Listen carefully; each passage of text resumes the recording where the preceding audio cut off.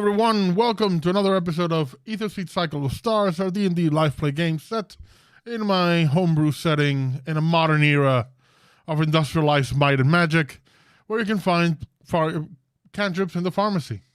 Before we jump into tonight's proceedings, which are going to be eventful, quickly go around the room and people can tell you who they are and who they are playing. Let's start with Ash. Hi, I'm Ash. I'm Olo. I'm playing the bard who likes to set stuff on fire from now on. Over to you, Nate. Hi, I'm Nate. I'm playing Errol Reminash, Cragling Fighter. Over to you, Kat. Hi, I am Kat. I am playing RaQui MriTtyur, the Aarakocra Bard / Warlock. Over to you, Jade. Hi, I'm Jade. I'm playing Will Stoll, the Fire Dynasty Cleric. Back to you, Kevin. Last time on our game, Will was attacked in a hospital by some Special Forces soldiers. Between her and Clarence, they managed to get rid of them and discovered that their target was not Clara, who they suspected was the actual target, but no, it was Will. And a bit of a research and with the party, looking through all the videos that Will's mom had sent her, found that she, in the conversation with her dad, found out some details about Will's origins, and that her mom, her adoptive mother, is missing. And that this may be related to her maternal grandfather on the adoptive side. Decided that asking Clara to look into it, the rest of the party focused back on the business at hand, including perhaps some of RaQui's personal business, though she disguised it fairly well and decided, no, we should really just help some people out by taking a job very close to my mother's farm for no reason whatsoever. And so they found themselves in this farm where something has been eating the cattle in considerable amounts. Talking with the proprietor, they got a bucket of meat to draw whatever creature it is that is stalking its fields, and managed to successfully do so, revealing a gargantuan carnivorous plant that is raised from the soil and spoken to them, particularly RaQui, letting her know that she may be flying but not hidden. So you find yourselves fighting this very mean green plant. And we start our combat immediately. And the first one to go is Olo.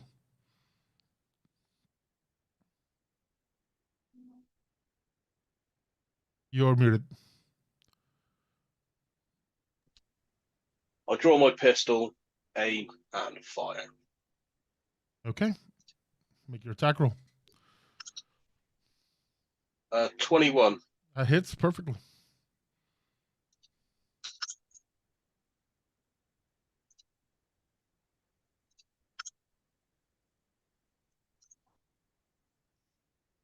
Uh, 19 points of damage. Did you add sneak attack to this? Yeah, and fire damage for my ammo. Oh, you're using fire. Delightful. Thank you. You hit this in the center stalk, and it roars in pain and has its eyes set on you. Okay. The thing was, little burn there, little guy. Oh, I'm gonna have fun with you. Next up is the creature. I'm gonna, since you're pretty much all, I say, Will, Olo, and Errol more or less in the same area, as this thing is just emerged, you have not had the chance to spread out. I need all three of you to make dexterity saving throws for me.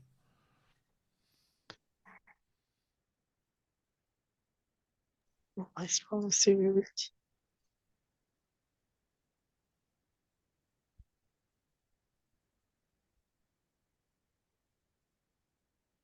$19.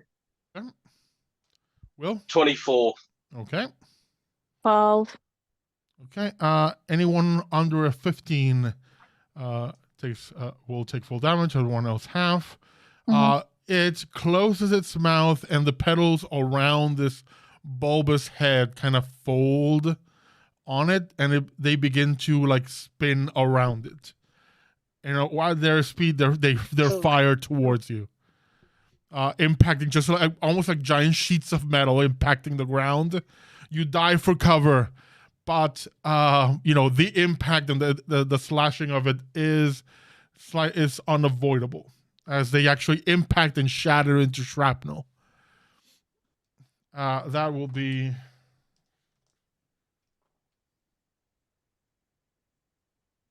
Will 15 points of slashing damage. For the other two, 7.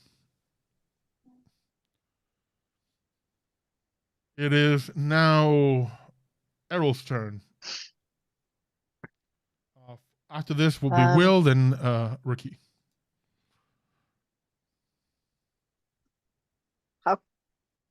How close is Will to me?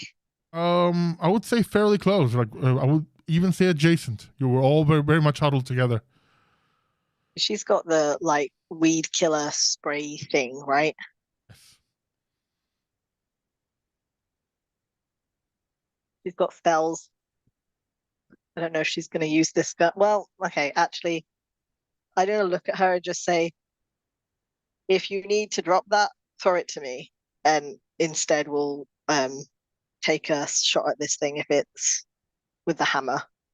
Hey, you If it's coming to our approach the area. central stalk, which is what's actually risen from the ground, and you can whack away.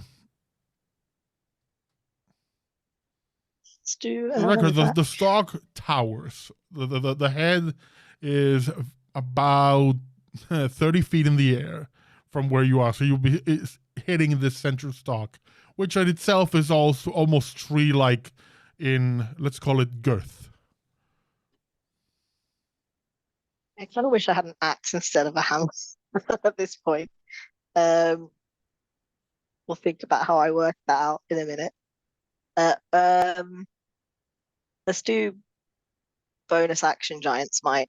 Let's get big. Okay. What sort of damage was that, by the way? I was slashing. Good to know.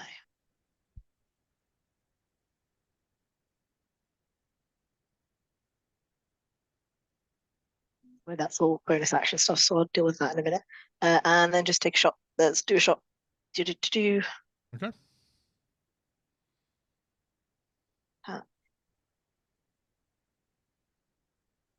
12 is gonna miss.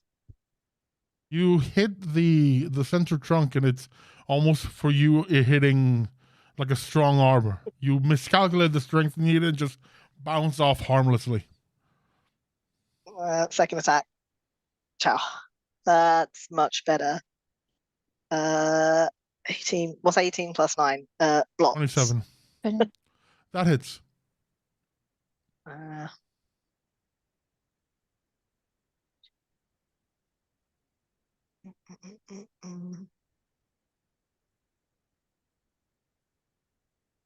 Okay. What's my 8?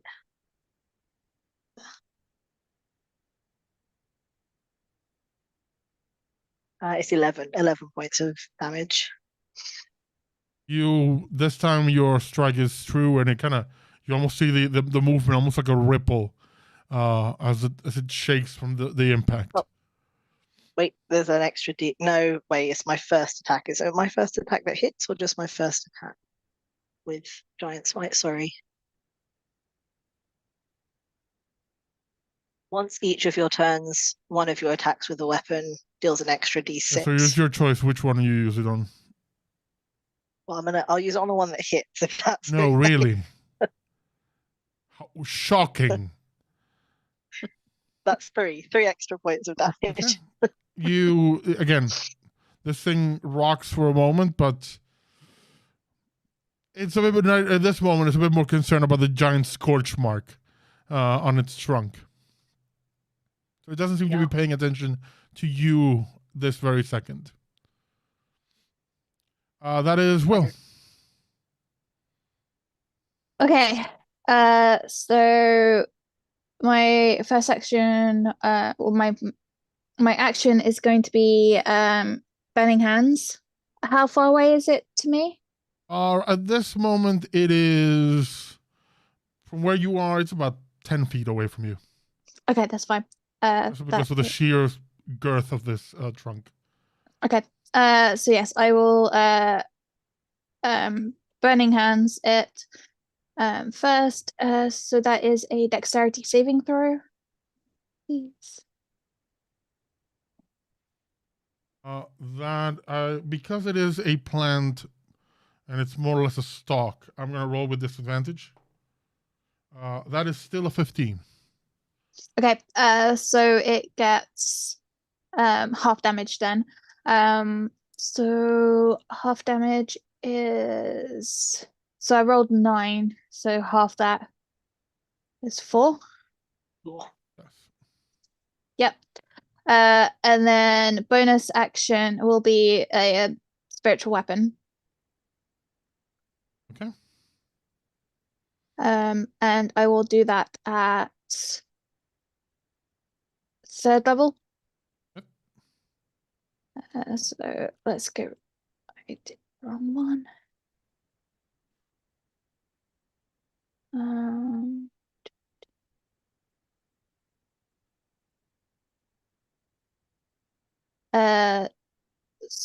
So that is 19 to hit. That hits. Okay. And that right one, so 1d8 plus 4.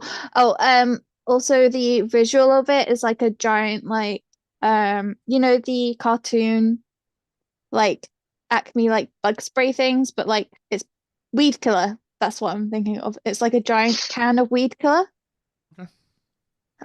That's what it's Still gonna look like. dealing 4 damage, but the weed killer appears, and it takes personal offense to that.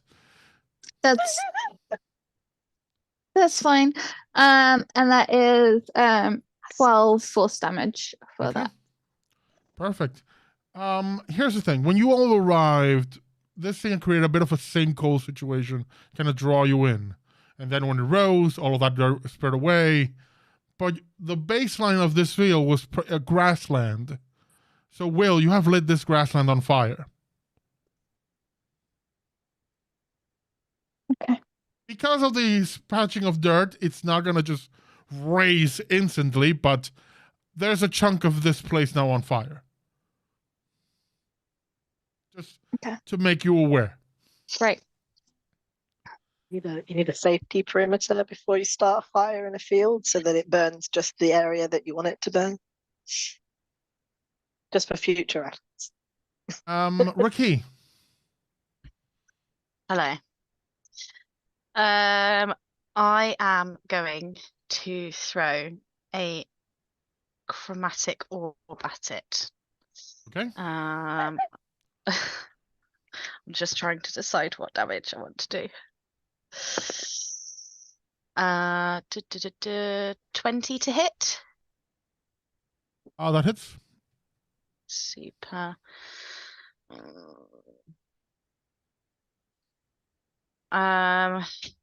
If it doesn't like fire, I'm gonna give cold a try. And I'm gonna go.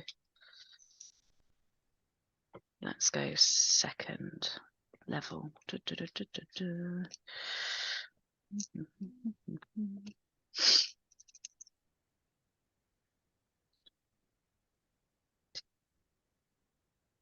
22 points of cold damage. Awesome. Nice. You hit it and it shakes, it roars. Because damage is damage and cold is It's a plant. It likes its things temperate. You know, controlled.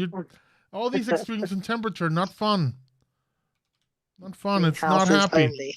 Not happy. Now we come to the end of the round, the beginning, and it's our first lair action. I need Olo, Will, and Errol roll me a strength saving throw. Ooh. Ugh. I'm gonna go from that phrase, Olo, that it was not good. Not at all. 23. 23, you succeed. Will, 15. just on the edge, you succeed. Olo, how much was that? That was a 2. Yes, that is not a success. I would have been better off rolling on 1 because I'm lucky. But not this time. No. You feel the ground rumble beneath you, and vines come out in an attempt to bind you. You two, Will and Errol, manage to fight them off and just force them off you. Although you are not so lucky, you are wrapped up like a burrito. You are what's the condition? Restrained. Your speed is 0 basically, and I think that's about it. I'll double check the condition just to make sure that that is all. Let me just look it up real quick.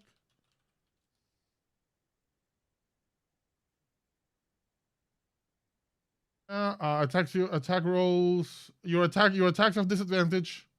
You have disadvantage on dexterity saving throws. Attacks against you have advantage, and you cannot benefit from any bonus to speed. Your speed is 0. Okay. That then brings us to you, Olo. You can attempt, at the end of your round, at the end of your turn, you can attempt another strength saving throw, or you could use your turn to perhaps, use athletics or any other way, or try to burn yourself alive in the vines. Set yourself on fire, it's fine. I'm going to try to escape. Okay. Let's see.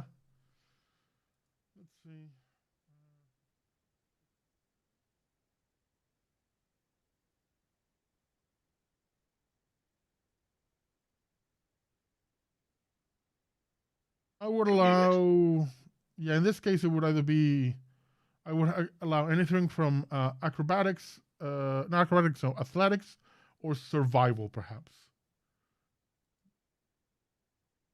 To untangle yourself from what is essentially a bunch of knots. So was that athletics Or survival. Oh yeah, I'm great at both of those. Let's just go athletics. Okay. 11. 11, that is not enough. You fight against the bindings, but the vines are too thick for you to get some, and your wraps are getting any purchase on it is costing you a bit. That is then Olo's turn. The other turn, no, you don't get a saving throw for this, so my apologies. You just get the chance to escape from the binding. It's a strength check, so athletics. That brings us to the creature, who turns its head perfectly perpendicular, it's now just perfectly pointing up, and goes, "Hello, birdie," and then another almost like smaller bulb emerges from that mouth, rising up, closing the distance between you. And that one goes, "I'm coming for you." And it opens its mouth, and a very smaller one comes right up to you and goes, "Hey, little birdie." And it's going to make a full attack on you. First attack will miss. Second attack is a 14. Does that hit you? No, it actually doesn't. It snaps twice at you. You avoid it in midair, and it then just literally collapses back into the main head that is looking around at everyone. That brings us then to Errol. Don't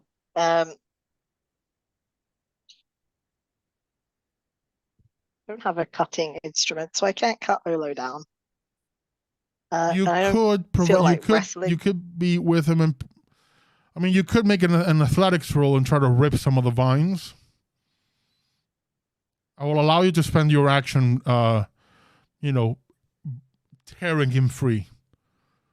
But it will be an athletics Okay, roll, and it'll let's- be. I will have to increase the difficulty a bit. Yeah, okay. I've got action make surge, an so I athletic- can still do something Yeah, else. make an athletics check. You move back to. You have the movement to be able to move back towards Errol, towards Olo, and bring him free. So make an Okay, I'm athletics gonna check, move. please. Move, athletics check. It's +6. 18. Well, That is enough. You tear the vines and release Olo. Okay. Is that vine still here? Kind of want to hit trunk. Can't get back to the trunk because I used my movement. So Yeah, you can get back to it. can I move back to the trunk? Yes. Okay, then I'll move back and I'll action surge and do some attacking, I think. Because why not? Let me find where action surge is so I can tick it off. Can't see it. There it is. Do an attack. 2 attacks. Okay. I've got things now. Got any things Yeah, you now. have class features. I got things. That's a bonus action. Can't do that, but can do activate. Yeah, let's do that. Roll to hit. 15. 24. 24 hits. Yes. Okay. I'll activate Fire Rune. Okay. What's the save? It is not a very high save if I recall. Natural 20. Yeah, so saves, but it still takes the extra 2d6 fire damage. It just is not restrained. Okay. So 2d8, 1, 3, 9, and then so 9 bludgeoning damage, and then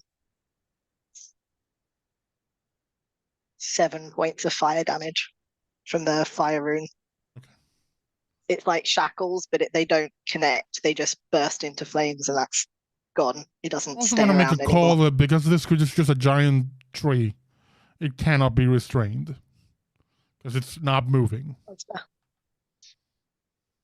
No, but if they do stay around, then it takes fire damage every. Oh, that Every aspect, turn, yes, but I so they think just go I would say is the fire rune effect. You know what? Sure, we'll just let it. We'll allow it. But it saved anyway, so it did the damage 1 turn, and then it's gone. Okay. And second attack. Okay. 21 That hits. hits. No extra damage this time, just 10 points of normal bludgeoning damage. Okay. At the end of your turn, it's going to use one of his legendary actions, and I need you to make an athletics check to counter a grapple, Errol. Don't want to be grabbed. Roll. 17. Wasn't very high. A vine shoots out from the ground and wraps around you, keeping you ensnared. Will, your turn. Also, Will, can you do me a favor and roll 1d6 for me? Yes. 2. 2. Good. 5 feet of ground is the amount that the fire has spread. Your turn. Okay. Okay, so I either have to try and get rid of this thing very, very quickly before the fire spreads even more, or I need to focus on the fire. Up to you. Priorities. Yeah. Okay. Maybe do both. You got a weapon. You got a spiritual weapon to do I do some have. attacking. Yeah. So I will use my spiritual weapon, but first, and I already have that as a bonus action anyway. No, I can't use the. No, can I use the guided strike? Your It's the channel divinity guided strike. yeah, I think you only spent one of those, and you have I think a number equal to your wisdom modifier, so you should still have a couple more. Okay. Okay. So my wisdom modifier is 4. So okay, I will quickly make a note of that. So then, because it just says no action, so make a note. So I've used 1, and so I only have 3 left. So if you use one of those now, it's gain a plus 10 bonus to the roll after the roll before knowing the result. Okay, so I will use my weapon to hit. Make sure I'm actually doing the correct one. Will be your spiritual weapon, isn't it? Yeah, my spiritual weapon, yeah. So I roll a 13 and I got a plus 10 with my thing. That's So it's 23. And you hit it with then another powerful puff of force damage. non-toxic spray. Yep. And it strikes it. It's more like you struck it with a battering ram than actual, air, because it does rock to one side. Yep. And you see that the head transforms and says, "I'm gonna have to take care of you, but first, I got some things to take care of with your little buddy over there." No, you're not allowed. That's no. And then I need No. to. No. No. Do I actually have any water or anything? What is on my? I think Do you have any control flame bonfire cantrip? As a fire genasi, perhaps. It's produced flame we have. No.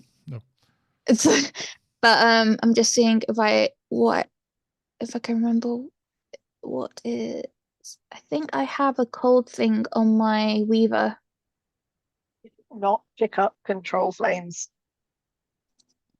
Hmm? I mean, there is a cantrip module for control flames that has been there for the entire time. Hold on a sec. I have it. I actually have it. No, I do have it.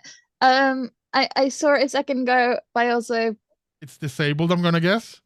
No, it's not disabled. No, it's because I think she's only got one loadout because Jade doesn't do shopping. No, but I saw Firebit and then I saw Firebrand and I got them both. Okay. So you could use it. You could use it to get rid of I would say not the bit that has spread, but the initial area of the burning hands. And yes. we need a second use later on to, catch up. Yeah. So what I'll do is my bonus action was to hit with the spiritual weapon, and then my actual action to use the fire bit, the control flames. And as a charge of that, isn't it? So then that goes and reduces that down to 9 charges. Okay. Okay. Sorry. Yep, that's everything. Cool. That then brings us to RaQui. Although at the end of your turn, Will, it's going to use its second legendary action. Errol, I'm going to need from you a... Oh, let's make this a Constitution saving throw. Is this against a poison? No.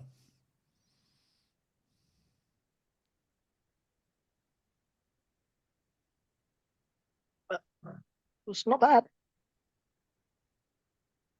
22. 22.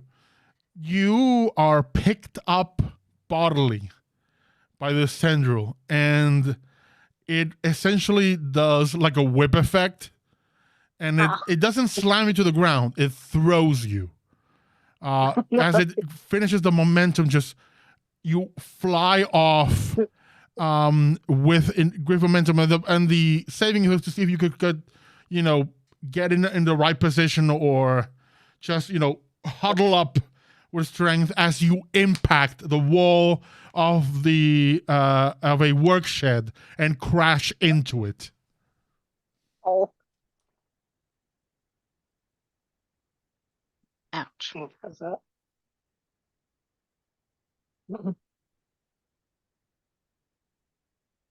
You take 18 points of bludgeoning damage. And you have been flung 60 feet No. away, and you're in a building now covered in rubble and tools and manure. Good. For the record, you would have if you had failed the save, you would have taken 37 bludgeoning. Ow. That then is Take it. RaQui's turn. You have just seen that Errol was wrapped up in a vine and then just flung off into the distance. Guys, who bought the weed killer? Are you gonna use it? Yeah. Okay. It's Can a you very also- distance. Yes. Can you stop setting fire to stuff as well, please? How far above him am I already? You are about 10. This thing is towering about 30 feet in the air, like the large bulbous head. You're about, I still would say you're about 10, 15 more feet more up, which is why it kind of did the alien mouth thing to reach you. So Yeah. I'm gonna use my movement to go a bit further up Okay. and a little bit further away to back towards where the guys are. And then I'm gonna throw another chromatic orb at it, because why not? Oh, that was even better. 25, so it hits. And I'm going to go cold damage again because he didn't like it last time, but this time I'm going to cast it at 3rd level and not 2nd. Okay. Oh, that's not bad. 8, 18, 24 points of cold Nice. damage. It reels back, and it doesn't have eyes, so you don't know how it's perceiving you, but the way the head is moving, you're certain it's locked on you at this moment. Scary. We come to the end of the round. It's the beginning of the round. It's the lair action. I'm gonna need everybody. I mean everybody, even actually, RaQui, you're high. You're just high enough that you don't have to do this. Oof. But I need an arrow. You're out of the area, so you don't need to roll this. Right. I like 60 feet that way. You're away. You've gone for a vacation. But Olo and Will, I need you both to make a Constitution saving throw for me. All right, guys.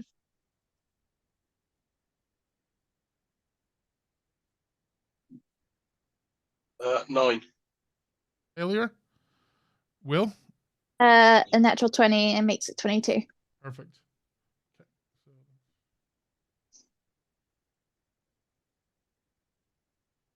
Okay. The ground shakes again, and smaller mouths like his pop up everywhere, open up, and just plumes of green smoke just burst forth, heading up, covering the entire area up to where it is. So, RaQui, from your point of view, just seeing now the entire area below you, like almost just below your feet, be covered in this green mist. Though it's slowly, falling and dissipating. Olo, you take 24 points of poison damage, and you are poisoned. Will, you take 12 points of poison damage. You are not poisoned. Okay, and I can't set fire anymore. Cool. Because I don't know what's going to happen with this stuff. Considering the amounts of eruption, you see that there is a chunk of where this the last bit of fire was. When the smoke put out that chunk of the area of the poison, there was a puff. Okay, yeah, no, I can't. No, There was a puff, can't. and of course that spread the fire a little bit. No, I'm not risking. Okay, I need to change my plan. Okay. Mechanism for a plant, though. Yeah, that then brings us to Olo. You are poisoned, but you are released.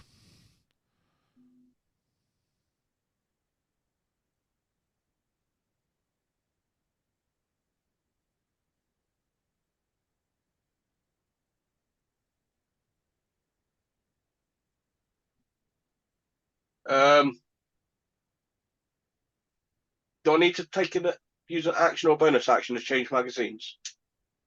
I would say I think it would be a bonus action. For the pistol, it's a bonus action. Yeah, I'm not going to bother then. Because fuck it. We'll have For fire. for the other weapons, like the rifle or the scattergun, they're heftier pieces of crystal, so those are an action. But for this, it's a bonus action. I'm just going to shoot it with fire. Because fuck it. Oh, you're still going to use the fire one? Yeah. I will use my reaction to channel divinity war god's blessing. Because I'm guessing you're within 30 feet of me, so you get a +10 to your bonus roll. +10 bonus to your roll. I'm gonna say you can still wait on that until his hit, if you want. As It says after the roll, but before knowing the result. Yeah, so you can wait to see the roll and. Okay, so I rolled on a disadvantage, got a 22 and a 12, so I'll need the 10 to take me back up to 22. Nice. You fire this bolt and it will hit. You know how it sounds that. I'm just gonna roll a d6. You take 3 points of fire damage as the area is still covered in that dissipating mist. So you fire this off, and everyone can see this streak of fire flying through the air as it creates minor explosions towards this creature. But one of them is at point of fire, so you take a bit of burn from that. Okay, and I deal 19 points of damage. And then as a bonus action, I will dash 50 foot away towards our buddy. Okay. You get essentially to the door of the work shed, and you see that Errol is very much almost like in a fetal position, just covered in tools and wood and shrapnel. With that, then, it's gonna be Errol's turn, but first we're gonna be a legendary. No, yeah, I have one legendary action left. Actually, no. It's a creature's turn. My bad. Creature's turn. So it's full turn. It is going to point its snout at RaQui. RaQui, I'm gonna need a dexterity saving throw from you.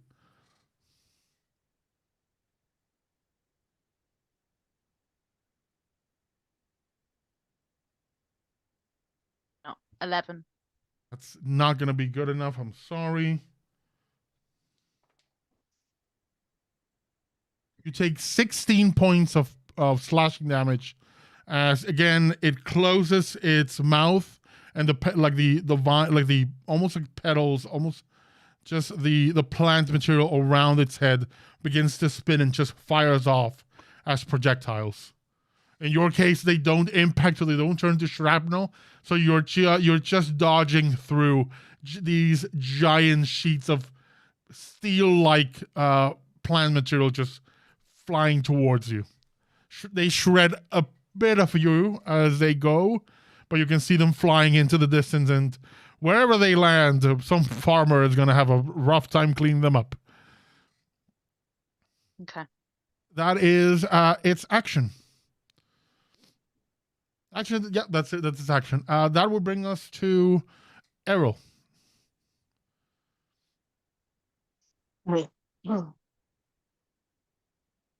What is around me? Is there anything useful in this shed? The work shed, everything.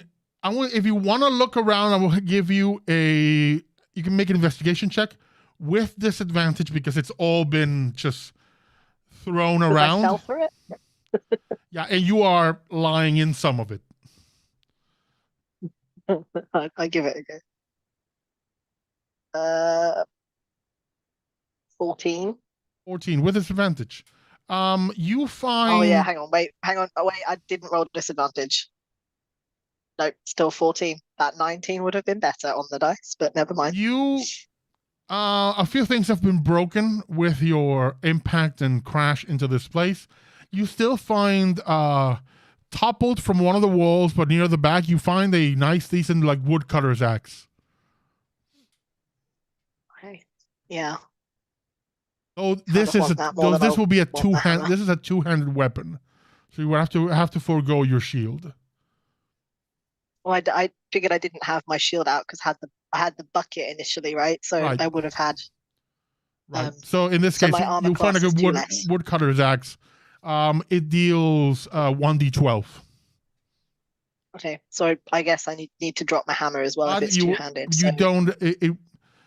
The process of like setting it up to be able to use the bonuses of your weaver and everything, that takes time, about a minute for it to actually sync. So if you want to wait the 10 rounds to be able to do that, that's up to you. Yeah, but I guess I could just leave my hammer here and come collect it in a minute. I mean, you can just send it away. That's all I was saying. All of you essentially have hammer space with your weaver, so you can send that thing away. It's not hammer time right now, so hammer goes away. Pick up the axe. I guess that's probably at least a bonus action. Yeah, you find fertilizer, you find rakes, tools, everything to this, and you do find things to pull out weeds and other gardening tools, but the only thing that you could think that is hefty enough is this axe. Yeah, I'm gonna take the axe. The weed killer was already given to you. You have what the owner had, so there's nothing there that you could use. You do find there is a bag of sand and some rocks that is pretty much, you can tell that it's very much for when the owner needs to do some controlled fire, in case overgrown weeds and such. So if you want to go that way, that's possible, but it is it's things you would have to carry and move along. It's a strategy, but it's up to you. But they're there. You find them.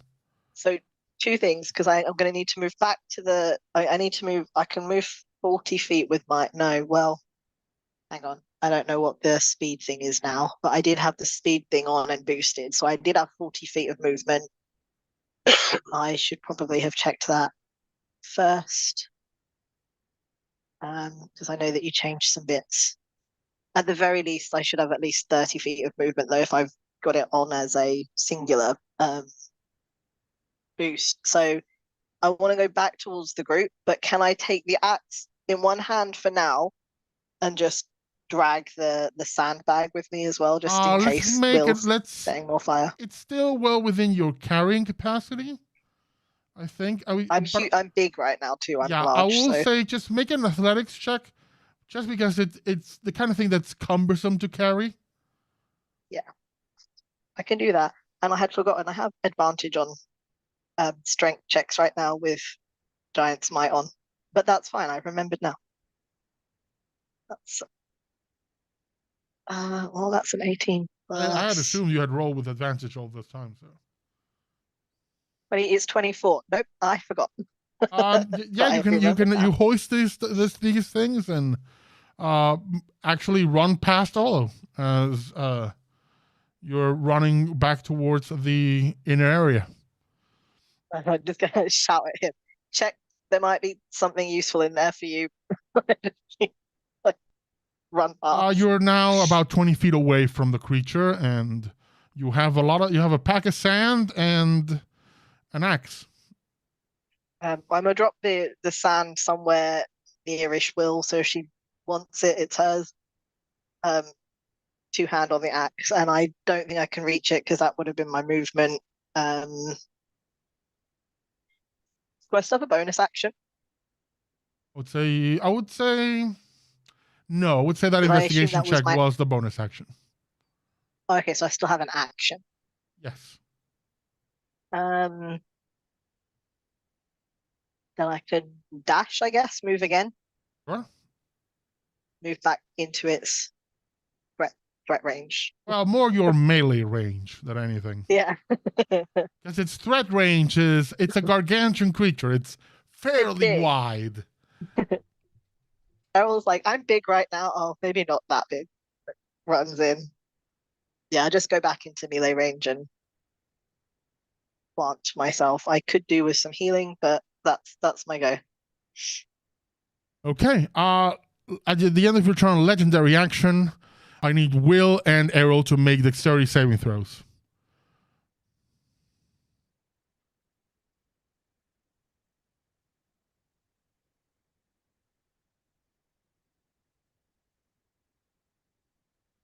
Nine.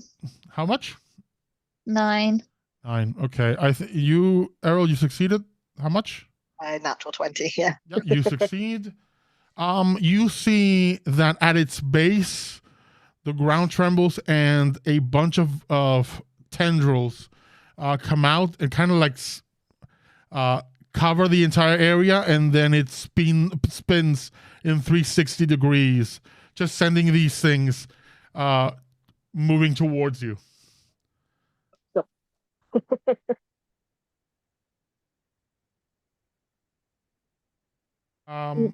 That is going to be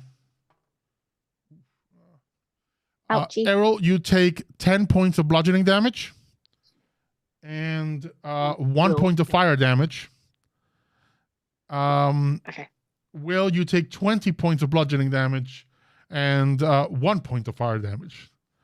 As this thing does that and spins, one of the tendrils does catch fire and is carpeting the area in a bit of fire. Not enough to light everything on fire, but it does cause some sputters here and there. So with my fire resistance, do I not take that fire damage? It's or half. is that with it? It's half, so I'm limiting it to 1. Okay. 1 point. Okay, I just wanted to double check. Cool. Thank you. Actually, in fact, I should roll the damage. I just used the 1 I rolled for Errol. So in your case, it's 2 points down to 1. Okay. So inevitably, it's 1. With that, then, that is its legendary action. We come to Will. Okay. I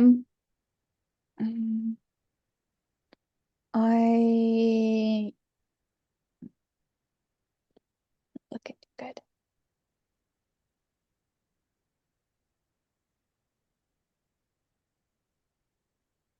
In the meantime, also, RaQui, start thinking what you want to do.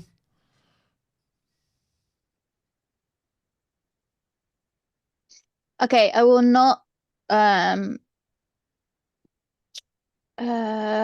attack with my spiritual weapon, but So if I'm to use the poison, that's an action, right? That's an action. I'm gonna have you make a nature check, either nature or insight. I'll allow insight as well. Okay, let's go for insight because I actually have points in that. With a 10, probably not. What I will tell you is you are fairly certain that unless you can, because of the nature of this creature, unless you can pump that directly into quote unquote its veins or its interior, like spraying it on the leaves or vines is not likely going to have much of an effect, just because of the sheer size of this thing and the fact that it's not really a normal plant. So you would need to get it to gulp it up, or, you know, almost like, you know, infect an open wound sort of thing. It doesn't really have any open wounds right now. No, because you've mostly you've been scorching it and punching it.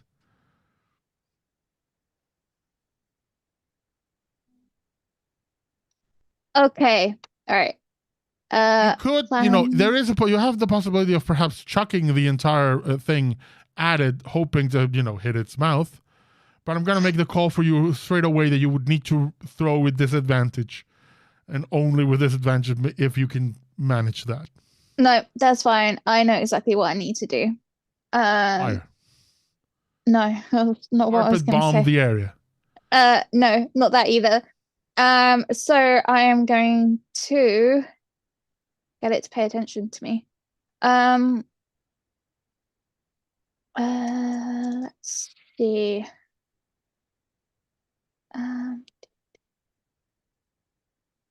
Do I have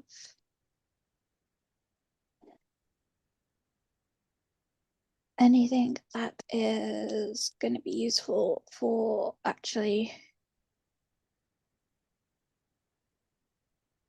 I have my chef knives. They would count as daggers, right? They're more or less improvised weapons because they're really not meant to be used for combat, but I'll allow them as daggers. I mean, it's like a giant broccoli. I appreciate the hustle, but daggers is the best you're gonna get out of me. That's fine. Okay, cool. Perfect. I mean, it's like chopping up vegetables. It's fine. So cool. I will draw out one of my trusty knives, and I'm going to assume from now on that at all times you're carrying a full set of knives with you. So if you pass through a metal detector into like a secure area, they're gonna find a slew of weaponry on you. Because I'm going to remind you, at no point have you stated that you are carrying your knives with you. No, that is fair. The only weapon that you have actually registered Is a in your frying weaver pan. to carry with you is a frying pan. I'll allow the knives, but there will be consequences. I mean, my frying pan would set off metal detector, so like I would like not proper chef knives, like kind of. No. You wanted chef knives. You got chef knives. This is going to come back to get you. It's going to come back to get you. Yeah, it is. And you know what? I actually don't care. Because why not? Okay. Chef's knife. Chef knives. It is. Let's go and try and do something. Try and slash it at least with some chef's knives. With a 10, nope. But it's like hitting a tree. You actually see a bit of the edge of the knife chip. Oh, okay. That's fine. That was my action. So bonus action. Let's just hit it again with my spiritual weapon then. Okay, go for it. It's just not gonna What? 16 to hit. No, that is not enough. That is not fair enough. enough. At the end of your turn as a legendary action, I am going to need you to make an athletics check for me. Okay. Please be nice to 17. Is very good, but does not beat a 22. A tendril reaches out and wraps around you. You are grappled. Yes. Eat me. RaQui, you are flying high in the sky, enjoying your time, watching your friends die. as it goes. I did tell her to use the weed killer. If she's not using the weed killer, then no. So as a bonus action, I'm going to start off with healing word at 3rd level, which I have already pre-rolled for Errol. You can have 13 HP back. Yeah, you are technically within range. Yes. The bottom of the plan. Just in range. Was it 13? 13 HP back. And then I can't really do much else other than continue to be a distraction. So I am going to throw another chromatic orb at it with some cold damage. Roll that one. Oh, that was a 19 plus 7, 26 to hit. And that one, I'm going back down to 2nd level. So that will do 19 points of cold damage for that one. Very good, very good. It's not liking it. It's not, the cold damage isn't, you don't see that it's being particularly affected, like in an let's say extra way. It just doesn't like it. That's very good.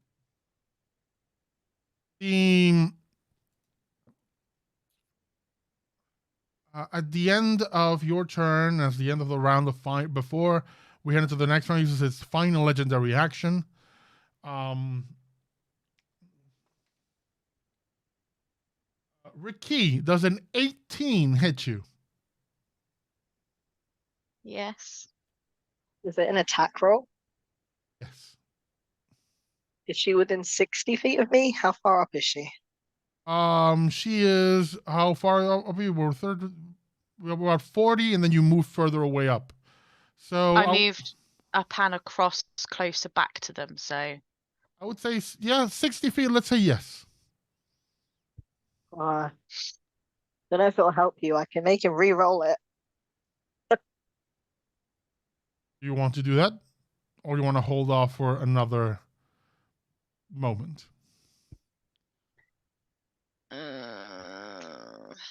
Well, I don't know how high of a roll it was. It could have been a really low roll. save it and I'll pray. Save it. Save it? Save Okay, it. that is the call then? Crit hit. That is the call? Save Yeah, okay. I'll save it. Okay.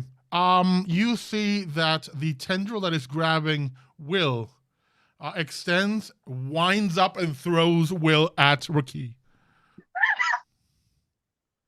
Oh God. I mean, it's funny though.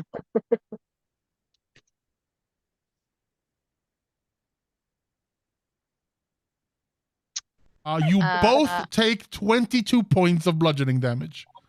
I'm down. Oof. Cool. As a reaction, I am going to throw a 3rd level hellish rebuke at you. Awesome. Because How dare. can you do a dexterity saving throw, please? I'm going to give it disadvantage because, again, it's a trunk. And it rolled a 2, so it takes the full hellish. Oof. Good. Oof. And that was nice. 19 Nice. That's points a very good, hefty hit. of fire damage. Awesome. There's a spark of your deathly flame that just fires out towards him as you get this impact. And you just see a ball of red glowing hair flying through the air at Mach speed and just hits you. So I'm gonna offer you a chance here. I'm going to be nice about this. And it's gonna be a choice. You can choose to attempt a strength saving throw to prevent Will from falling. If you succeed, you can hold on to Will and she won't plummet to the ground. If you fail, you'll both fall to the ground.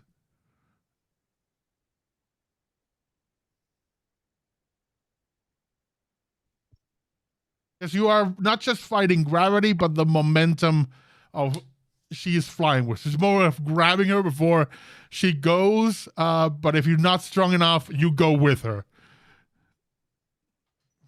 I dodge Strength out the save. way. I'd dodge out the way if it was me. Just But- saying. Yeah, but You it's hit the ground, you'll lose death save. So Yeah, that's fine. I trust I trust my no, dice. it's no, because like RaQui is like potential friends. They can't die. So I'm gonna try and thought save RaQui them. was- my only one. Oh, I thought Rocky was, fuck these people on the ground. I'm going up. I mean, yeah, until one of them gets launched at me, and then it's like, I can fly, I have wings. And as much as I get annoyed by the other people, I do always try to save them. So I wouldn't just let her fall. Then I Come need on, you to it's make falling with style. Then I It's need not you to make flying. a strength saving throw for me, please. Jeez. The Cross them up in difficulty for these this keys. is going to be 16. Oh God. Leaving you natural 20.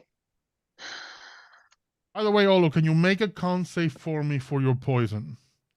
To see if you're still poisoned. Oh, Of course, you roll with Oh, disadvantage nice. because you're poisoned. it's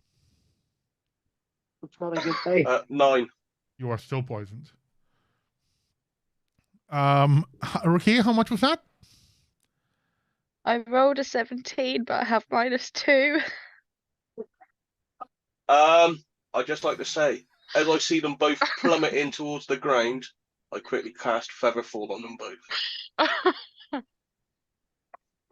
Let me check real quick.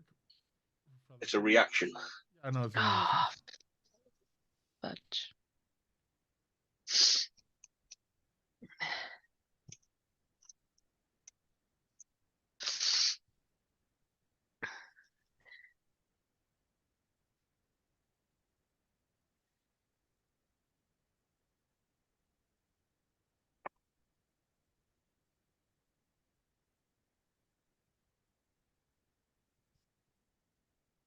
Oh, Olo with the clutch save. You both fall, but you take no damage. Because Featherfall makes it so if you fall 60 feet within the round, you take no damage. So, Will, you have not taken any death saves, and Riki, you have been saved from 6d6 falling damage. It's almost as though Olo's seen stupid people fall out of the air and decided maybe he'd learn a spell to stop that happening again. What do you mean, like people jumping out of windows? Yeah. Yeah, very much so. Now that brings us to the beginning of the round and the lair action. The ground churns again and begins to move, creating almost again that sinkhole effect, but more almost like quicksand, as the ground is unsettled and made loose in several layers. So, move for the duration of this round. Everything around this creature is difficult terrain. Not only that, you find that as the ground loosens and some of it gives way, there are rows and rows of teeth under the ground. So movement will also incur essentially almost like a Caltrops effect. You will take damage on movement. I will have Will roll a d6 for me and tell me odds or even. You know what? Tell me odds or even, and I'll roll. This will determine. Odds. This is because of the movement of this. It's gonna cause the fire to, either be dissipated or moved in other directions. But some of it will be put out. But this exists if some of it lingers and remains just moved to another section. Okay. Odds or So it was evens? odds. That's a 4. So the fire lingers. Another section, completely different section. Let's say the far right corner, away from all of you. There's a patch there, and the danger of it is that it's very close to the edges of this field, which leads into the actual crops. So that's up to you to deal with. That then brings us to top of the round, Olo. I cast Fairy Fire. Could I have a deck saving throw, please? Wait, here's the thing, actually. Errol was within 60 feet of RaQui because he was in the area. Although you left the area. You're 50 feet away, and just in terms of angles, I don't know if you would have the 60 feet range for Featherfall. For this situation, because we've already handled it, I'm gonna make the call that we do.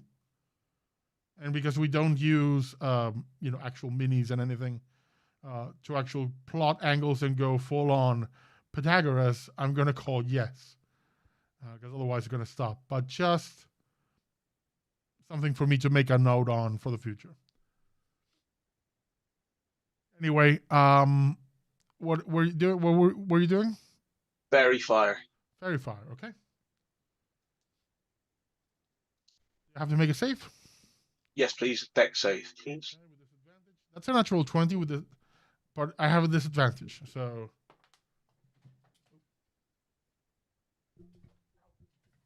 Let's protests. That is a 15. That's a 15. So do they succeed when it's It's the same? matched or surpassed. Yes, it succeeds. Okay, and then as a bonus action, I will give Bardic Inspiration to Errol. How do you inspire Errol? You can do it. Cut its fucking head off. Good I'm gonna try. inspiration. What is your die is a D6, right? Sorry? Yeah, 1d6. Okay. Good. Then that brings us to the creature. Who will I'm gonna make a roll. Where do I want to be mean? Okay. It's a 2 for RaQui. Well, you're gonna fail this save. RaQui, Yep. dexterity saving throw, please. Will, you have a 1 death save because it's not an attack. It's an effect, so you will take 1 failed death save. Got it. Failure, RaQui? No, natural 20. Oof, beautiful. Yeah. Just couldn't have been the last roll. The way.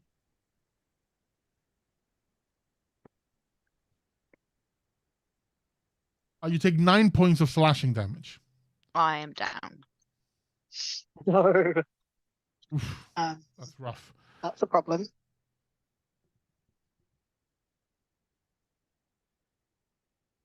Hey, that then is RaQui is down. With 9 points. Huh. Wow. And with I that, only had 2 HP left. ow. Okay. Yeah. That explains it. That explains it. The will cannonball did its intended effect. I see. Yes. That then is that was a creature's turn. We come to it was Olo, now the creature. Now we come to Errol.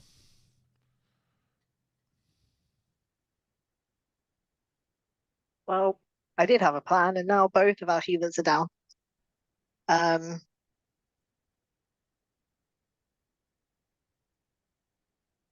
So now this plant's not looking like halfway hurt, is it? It's still pretty. Let's have you make a nature check. Well, yeah, I'm great at those. Hang on. I mean, to see if it's a creature, sure, but it's very much a mutant plant. To be able to identify its condition, you wouldn't be you as a person, as a, let's call it a mammal, you're more in tune to the movement and behaviors of animals and other people. I would say I have to make a nature check to understand as a plant what it would be. However, well, a 14 does. It is not spry. It is you can see the damage is taking its toll, but with a plant, it's minute details. So you can see some of the burn, some of the there are cracks in the bulb. The big bulbous area is like swaying a bit more than it was, so it's hurt. But you can still see a lot of vitality in this thing. To give you a mechanical answer, I mean, you don't know exactly. I would say I won't give you an exact percentage of health, but I will give you a range. It's still within 50 to 70% HP. Yeah, then we need those guys back up. Okay. I don't have a second wind left. Nope, I don't have a action surge left, so I'm gonna have to.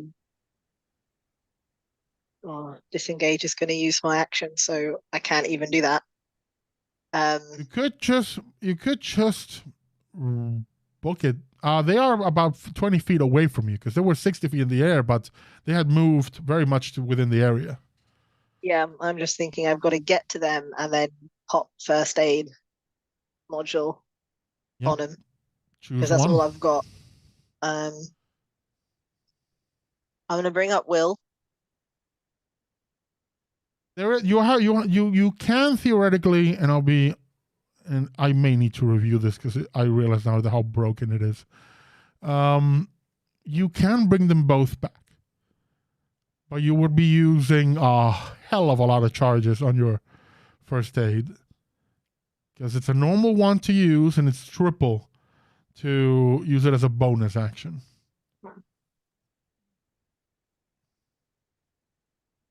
I'm gonna have to make that like 5 times because it's too good a benefit. I've got left. Sorry, I have it all written down. Let me just double check what I've got left on it in terms of charges. Where are you?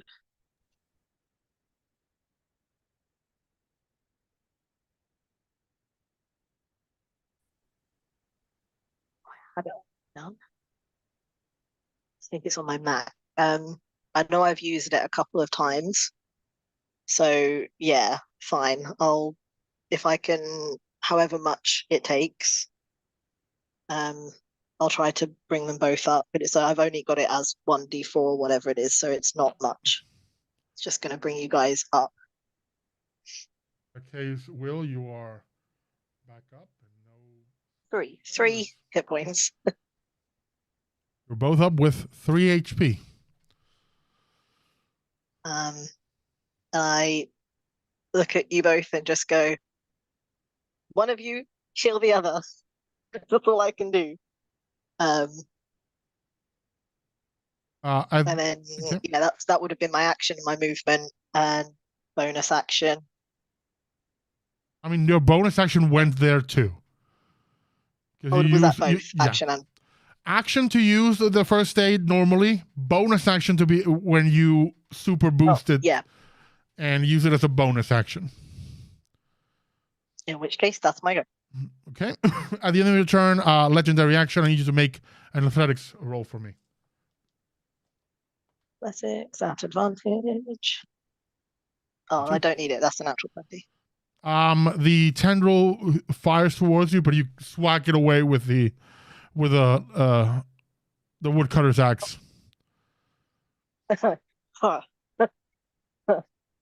Watch Errol change his You weapon. feel that head looming over all of you, going, "Ooh, taste the little morsels." And you can actually see almost like you don't know what it actually is, but it's almost like drool falling from it. Limes. Yep. That is then Will. Okay. Then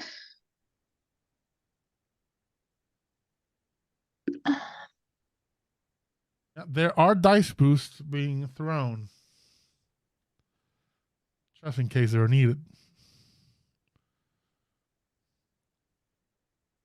By the way, Olo, roll your con save for the poison. You didn't roll it this turn. 17. 17. You rolled it with disadvantage? Oh shit. You are poisoned. Still 17. Awesome. Then yes, you are no longer poisoned. Woo.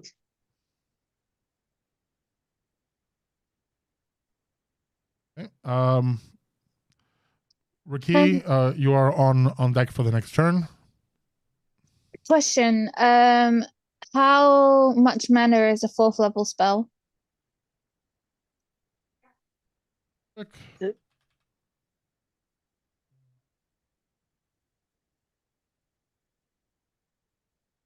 Because I have 9 for 3rd level spells, but I don't have anything written down for 4th level. But I think that's just because I've just got them. There was a table somewhere. At 12. 12. Okay. Okay, cool. Thank you. Then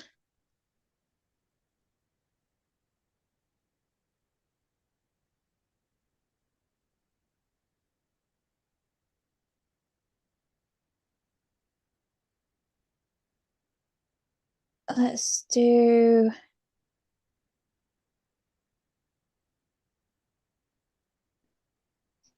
a 4th level aid on RaQui.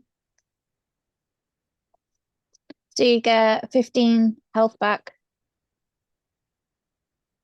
What did you cast? Aid. Okay. Also, your maximum hit points goes up as well, if I recall, with aid.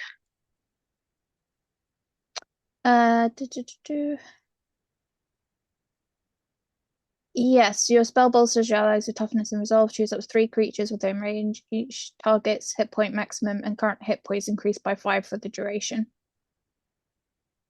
So 3. So You can pick 3 people. you can pick 3 targets rather than just me. You target yourself as well. Yeah. Or it doesn't say I can't, so I'm gonna. If it doesn't specify, then you can think. Because there are spells that say this excludes yourself. Yeah, it Up doesn't to say 3 creatures exclude. within range. That can include you, yes. Yep. So is that the 3 of us on the ground that are in range? Yep. 15. Cast it as a 4th level, so that would be 15, yeah. That's awesome. It's a fairly good thing. Nice. That's good. Thank you. So to confirm, is that 15 for each of us, or 15 for each of you. Yes. okay, all right, okay, was sure. 15 health each. Awesome. Okay, that is helpful then. And then It's also your max hit point, so you can now, if you take damage or heal, you can heal 15 above it, I think. Aid's a weird spell, but it's a good spell. okay, and then I will also as a bit of a thing as well. I will bonus action mass healing word as well. Awesome. While so you that- roll that, RaQui, what are you doing just to get keep things moving? Yep.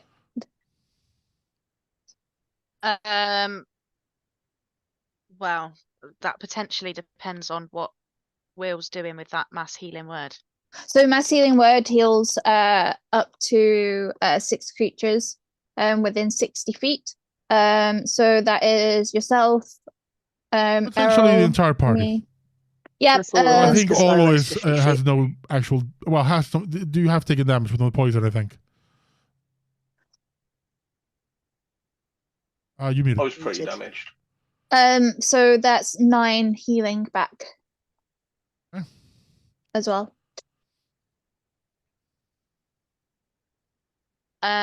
Okay, so I do have a question. So the mana drinks and the healing drinks that we have. Yeah. What is it to use those? It's a bonus action. It's a bonus action. Okay. And let's say, for example, that I wanted to drink 2. Could I use I my would bonus say- action and my action? I'll allow it. Okay. And would I have to use a bonus action or an action to pass one to somebody else? I will allow you just a normal object interaction to which everyone has a free one every on the turn to pass it along because you're already adjacent to one another. Okay. Which So is essentially I you have- putting it on the ground near them. So I am then going to, as my object interaction, I'm going to pass 1 healing drink to Will. So that's a 3d4 plus 4 when you use it, Will. Yep. I'm going to drink 1 myself, and then as my bonus action, I'm going to drink a mana drink myself as well. And then I am going to use my movement to get the hell away from crazy plant creature. Are you? But I'm going back up and kind of staying above where the group are. It is the end of the round. We come to the lair action, and those teeth that you were seeing on the ground begin to move, almost like grinding around the ground. For the duration, if you start your turn, basically on those on the ground, at the beginning of your turn, you will take damage from the teeth. So, RaQui, you have saved yourself. It is Olo's turn.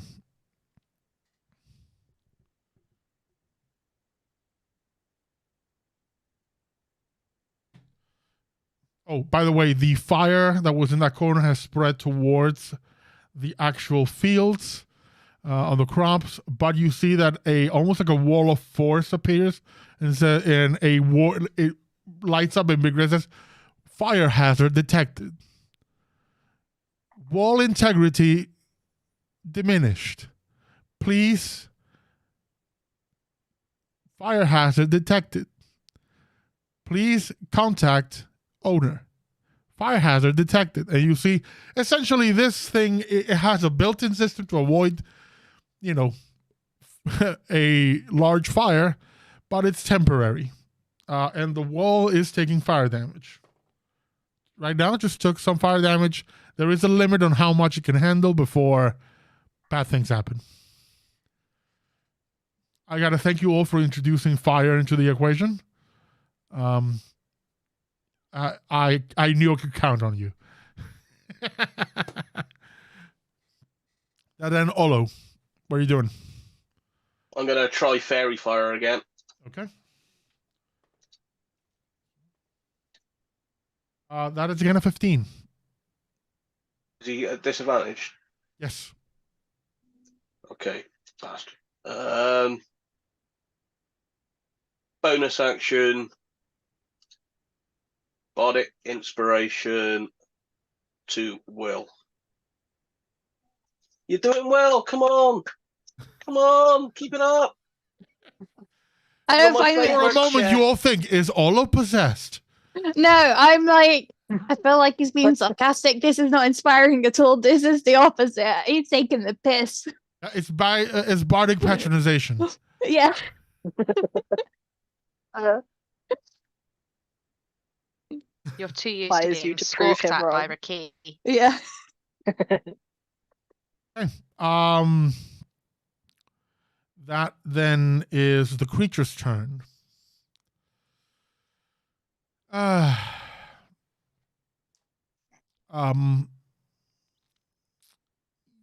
Olo, I need to make an athletics roll for me.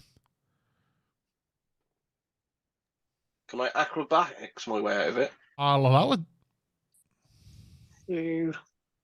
27. You nimbly avoid a tendril that moves to grapple you. Fuck you, plant. Cool. And oh, I'm sorry, Errol. This tendril fires as it's one of its full attacks. The second attack, you'll see the shadow move, and the stalk kind of begins to almost like bend, and this thing, the mouth comes down, and it goes to chomp on one of you. And Errol, that's a natural 20. As a reaction, can I cast Silvery Barbs? Sure. Please re-roll. That is then a 19. You don't have a shield. I don't have my shield, so that hits me.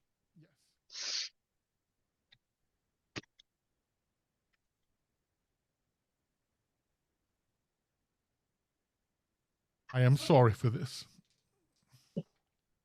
It could have been At worse. least it Could was have not been a a crit. natural 20. Yeah.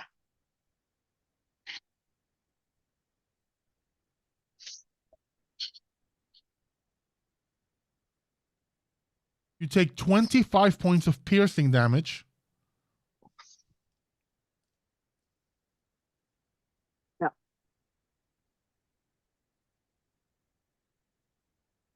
And 20 points of acid damage.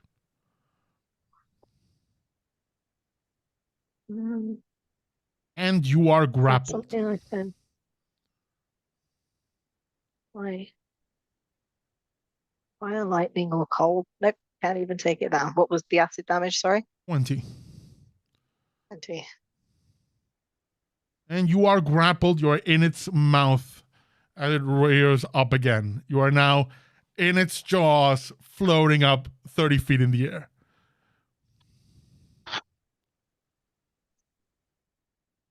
Yeah. Yeah. Yeah. Probably more like, bah! That then brings us to Errol.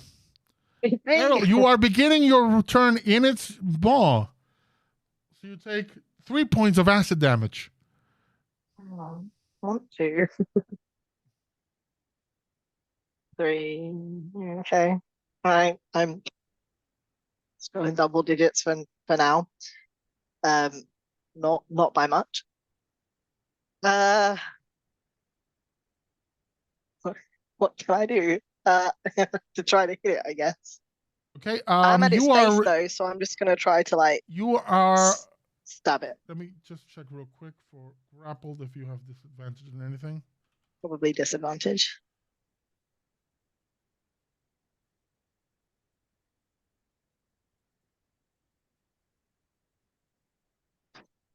Doesn't say anything.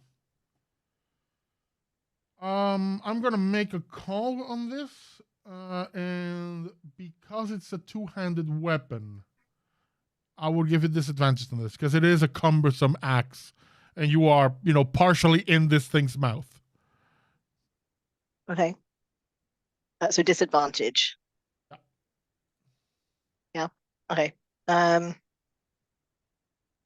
If you had like your single one-hand hammer, you wouldn't have a problem because it's would have been better. you have more leeway of movement, but just because of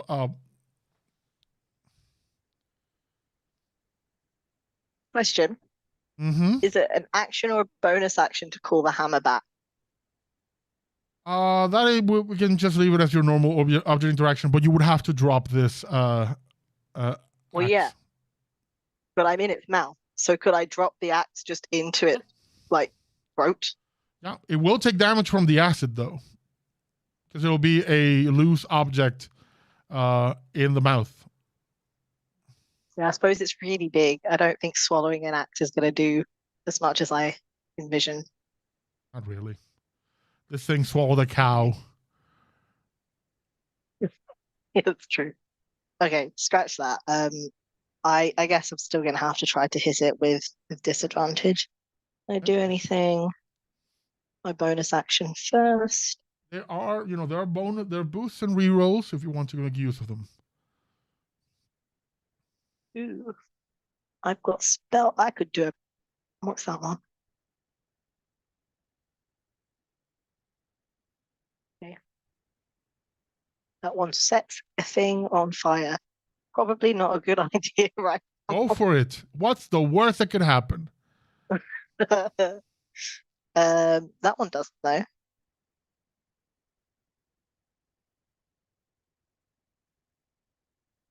Some extra damage is not a bad thing. What are you doing? And it is pissing me off because it keeps hurting people and being sassy.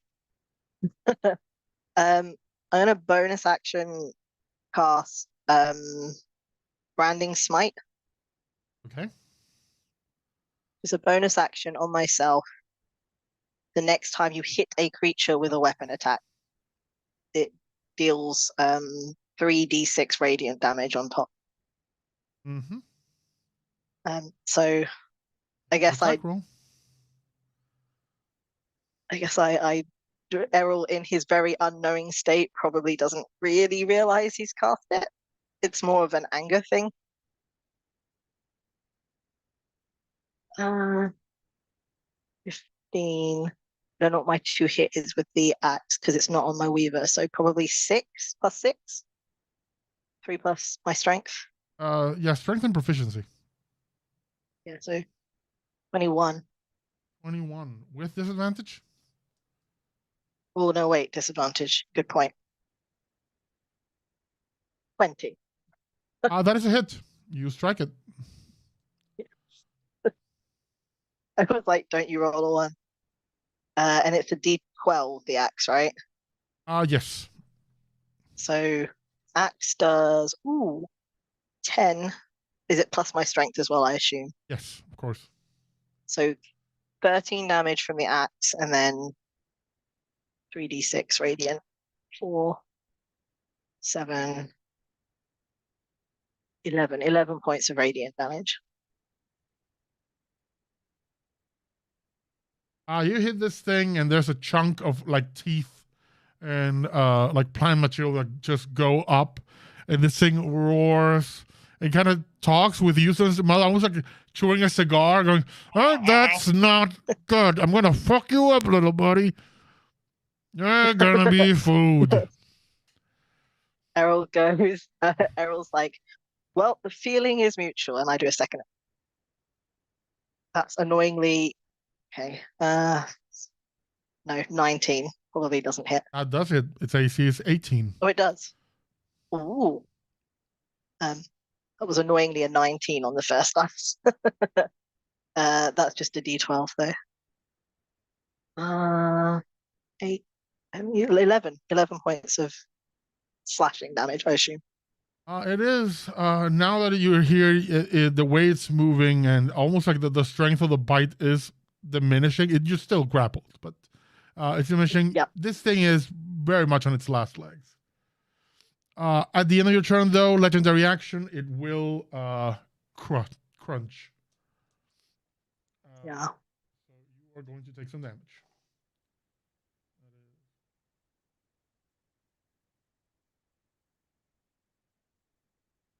You take 30 points of piercing damage. Down. You are swallowed whole. This thing bites, and later you see it fling him into the air, and then you see a bulbous shape go down the stalk. You will be Okay. contending death saves and potentially acid damage from a stomach acid. Well, I've got that inspiration die. It might save me. Yeah, you do. That was Errol's turn. Could turn. Will. You are muted. Oh, as I was Ovak. So it still stands Ovak. Then okay, do the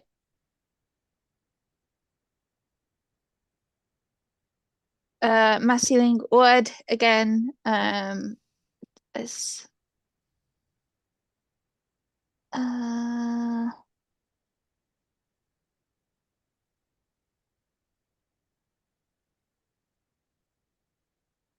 yeah, yes, but I will do it at double this time instead of fourth level. In the meantime, RaQui, what do you wish to do? I'm also going, oh fuck.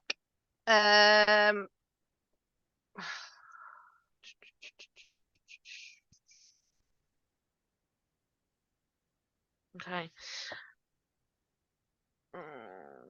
Everyone has just done some pretty decent damage.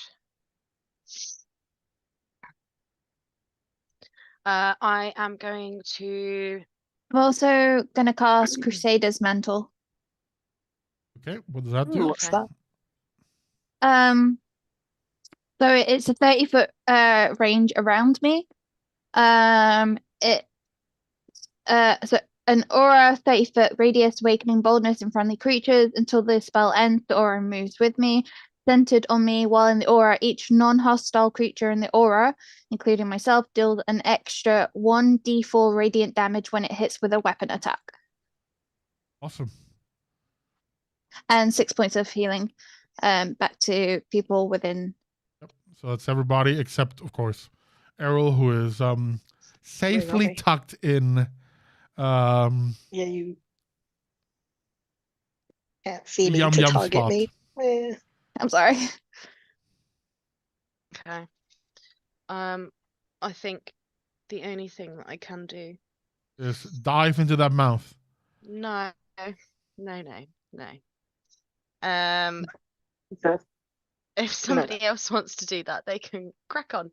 I'm going to do another chromatic orb, but I think I might change my damage this time. 22 to hit. Let's go for. Sod it. I'll do it. Mm, mm, mm,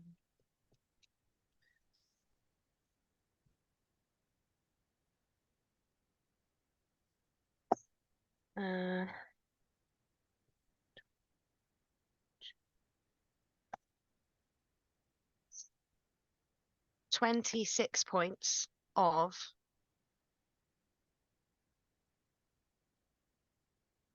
I'm going to go for acid damage this time.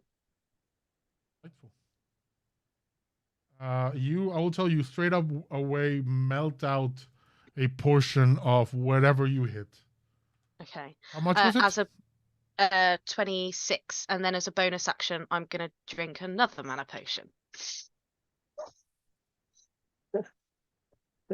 So glad. Feed it like coffee. Okay. The end of your round and the turn end. We're gonna enter into a special phase, into what I call its desperation phase.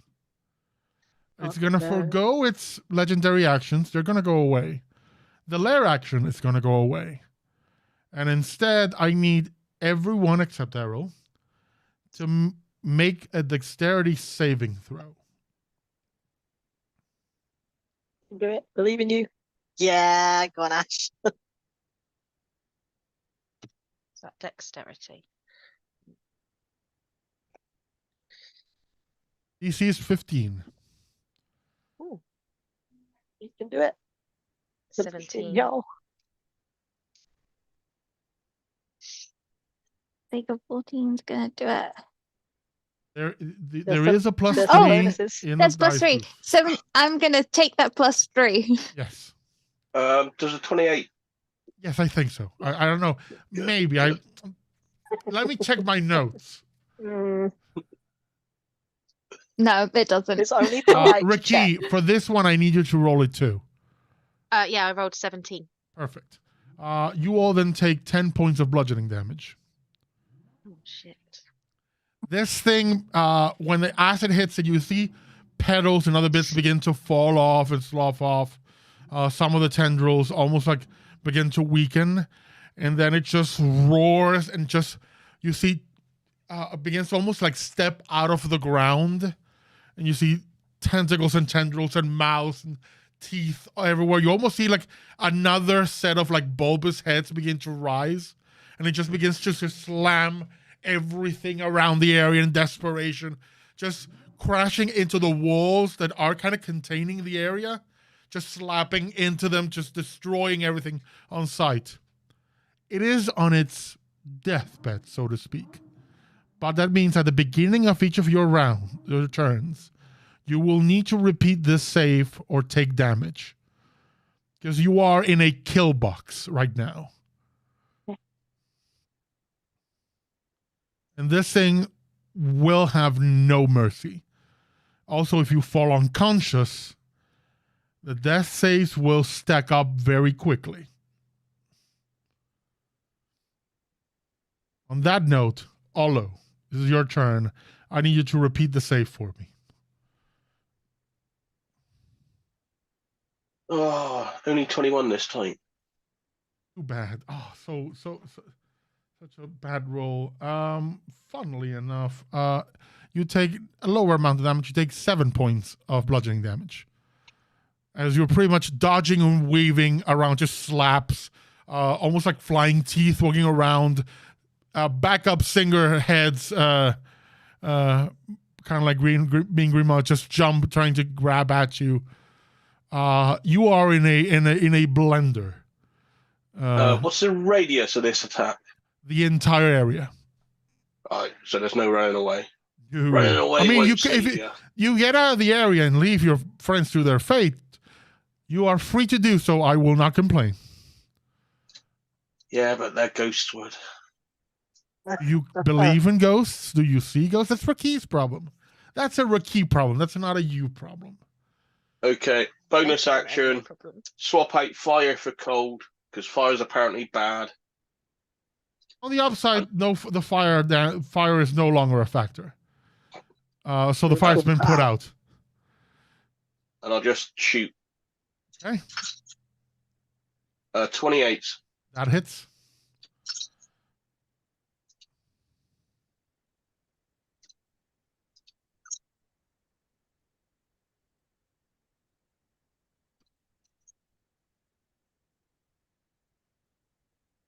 Uh, 27 points of damage.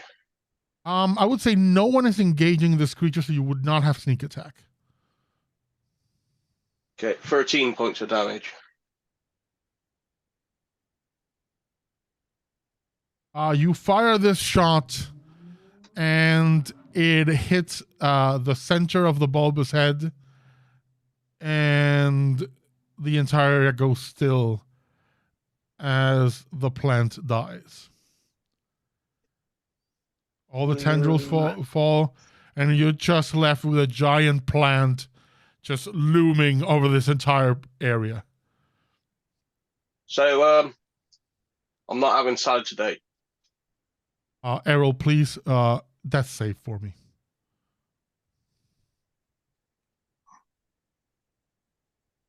Well, it's close. It's an 11.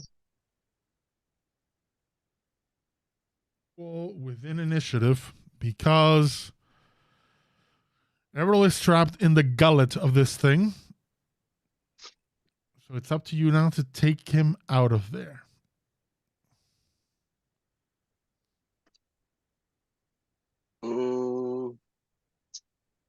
bonus action. Eventually, I would just say he may even survive, save on the death saves, but eventually he will suffocate.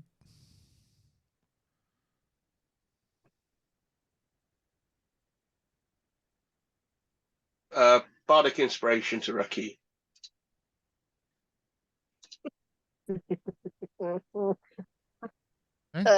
Will, your turn. Though for now we can forgo the turn order like specificity if you want to just try things. But presumably, Will, what would you be doing?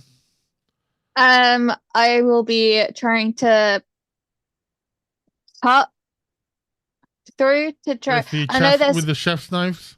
no, but the chef's knives. No, I will do another. I would. Oh no, wait. A spiritual weapon doesn't work The like that. axe, damn it. unfortunately, has been swallowed with Errol. Oh, no, it's fine. That's There's mine. right. Hold on. There's an acid area, right? That was like. Whereabouts is that on the That trunk? would be. I mean, RaQui has been firing usually the attacks because of the attacks are not specified.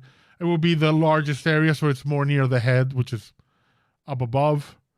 There are some like scorch marks from the things you've done more around the base Yeah. that you could presumably try to get through. Yeah. Did some hacking at the stem, but not a lot. Yeah. Let's. Now this acts more or less as a material. I'm going to tell you, this thing has a damage threshold of 5. Mhm. Meaning if you deal less than 5 damage, you don't deal damage. If you deal 5 or higher, you deal damage normally. Okay. And you have to, if you're trying to cut the trunk so you can then go deep diving for Errol. I hope that he kind of slides out from going downwards. I mean, he already went downwards. That was a gulp. Okay. Unfortunately for you, Errol, with the death of the creature, I will say, the processes have more or less shut down. So no, you're not being digested. Digestion has stopped. So you won't be contending with acid damage.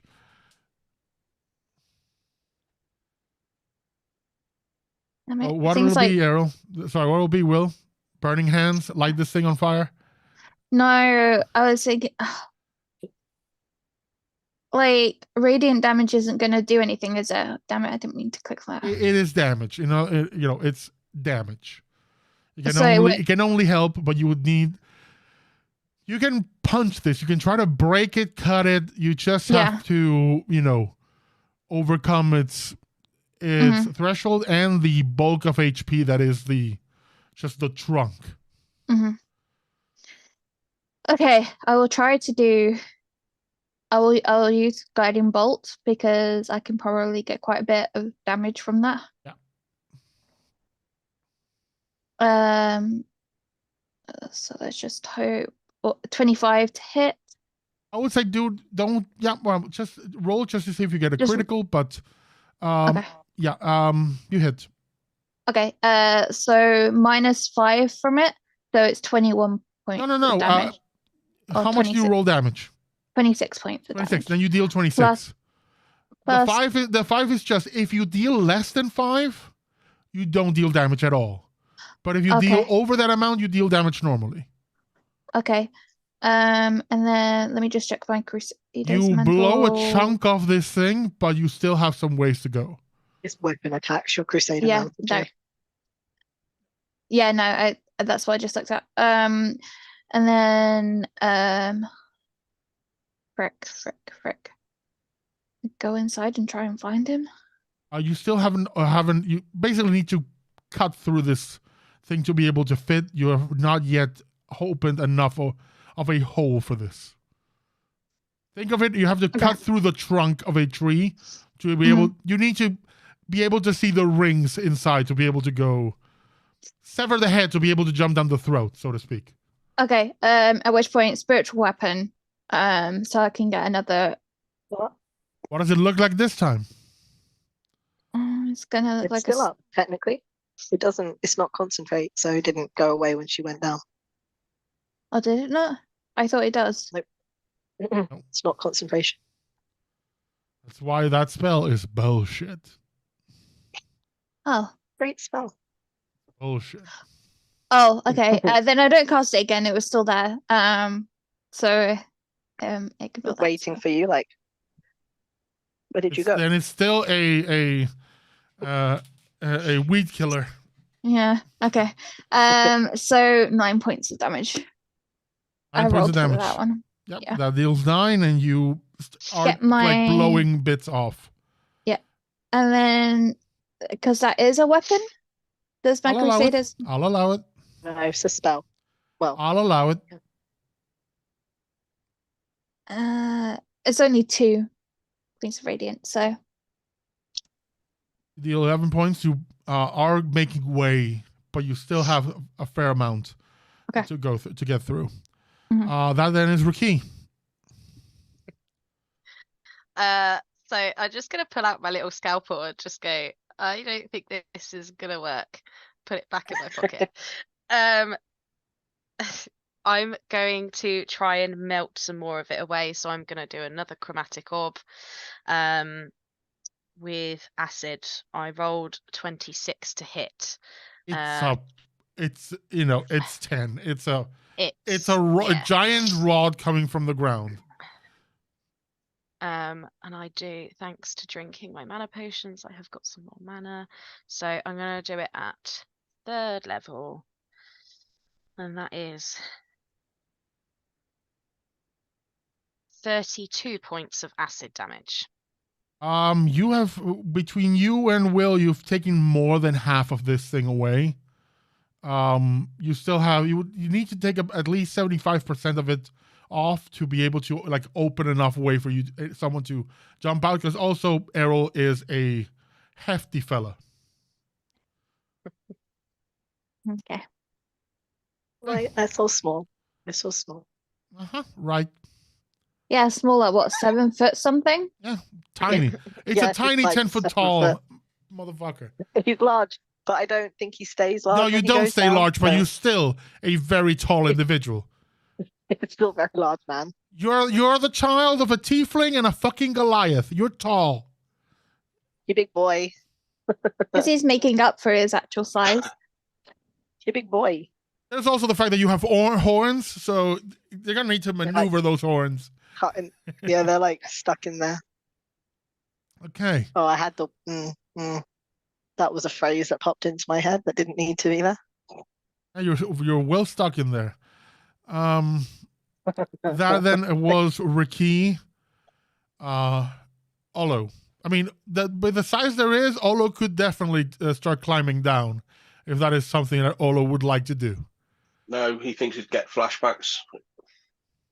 What I'm gonna try and do is walk over, pick up the weed killer, walk over to the wound, and just spray all the weed killer in the wound. I will say the plant is no longer alive, so the main purpose of this thing, which is to poison it, doesn't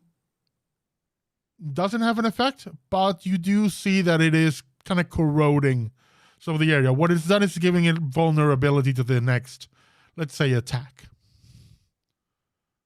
So if I'll pull out my rapier then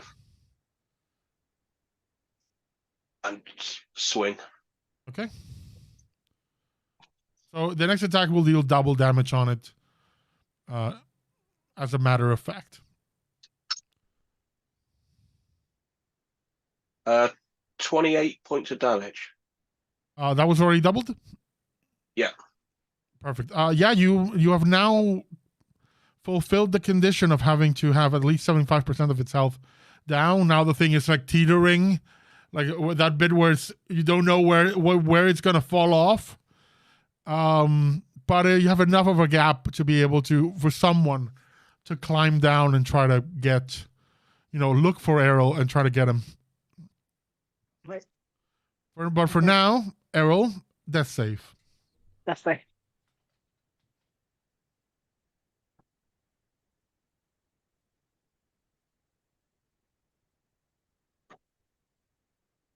Olo's like, I would go get him, but I'm only small or don't think I could carry him. One of you strapping young ladies will have to do it. You know what? You know what that says about you, Olo? That says you need to go to the gym more. I'm only 3 foot. Doesn't matter. And He's pretty small. Will and Errol, strapping young ladies.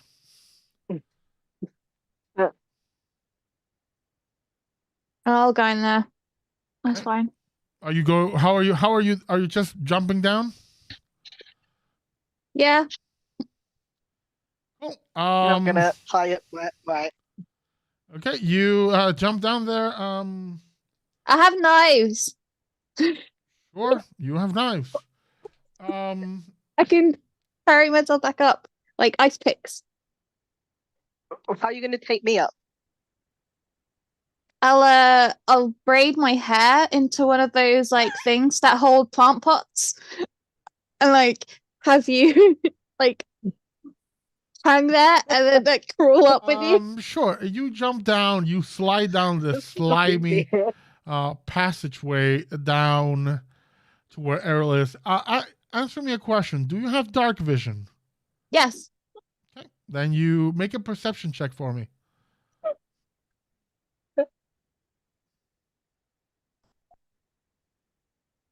You're definitely not going to kill Errol by landing on him. No, of course not. 25. Just There's a knives whole lot of first. shit in here. You find a couple of full cow carcasses, Wow. mostly consumed, and you also find Errol still clutching that axe. Oh. Sweet baby child holding his axe. Okay. And okay, fine. I will try and get about. Cool. How you want to do it? You have just moved. You still have your action, your bonus action to do. How are you going to carry this man out? I am going to use my hair like rope. I will have you make a survival roll for me. Okay. With your hair. Yep. To Why not? bind him. Okay. In a kind of cradle-like way. Okay. I rolled a 19. You have done. I mean, I don't know what this says about Will's kinks, but you have done a full shibari bondage on Errol. Just, with a highlight around the pecs.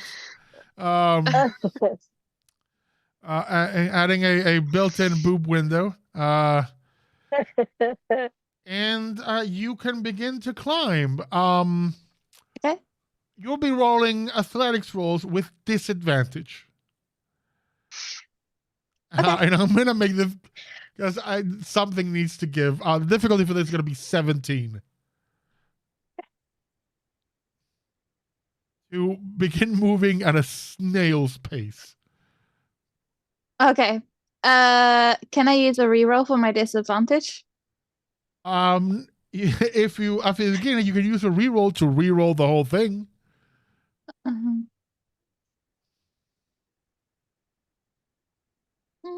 Okay, yeah, sure. But let's try again. So you rolled it. You've already rerolled the first one with a disadvantage. Yeah, I did. Yeah, which is why I was like, no, because I rolled a Re-roll it 9. again. I rolled a 19 and a 5. So Yep. Then reroll both again. oh, for fuck's sake, 15 and 4. Damn it. You're struggling to find purchase. Just getting used to where to place your knives as fucking climbing axes. It's not their intended use, and you are kind of digging in a slimy environment. Can I cast freedom of movement on myself? Will not help. There's no longer help. difficult terrain. No. I don't want to be the guy who's dead but giving advice, but also, just to point out, you could heal me and I could climb out myself. That action was not taken. So now she is stuck attempting to climb with holding on to knives and this wall. So no, that did not I didn't happen. say it. I didn't say it at So- first because it was That's funny. Whilst this is going on, is it possible to use a minor illusion to make my voice really loud? To be like, Will, have you located Errol yet? I mean, it is a gaping hole. Just echo alone will do that. So you don't have to spam Okay. the spell. But yeah, you can ask. That's perfectly free. So I'm guessing the answer is yes. I have wrapped him in my hair, and I'm carrying him Yeah. upwards. Yeah, I got him tied to me right now. It'll help. It'll help.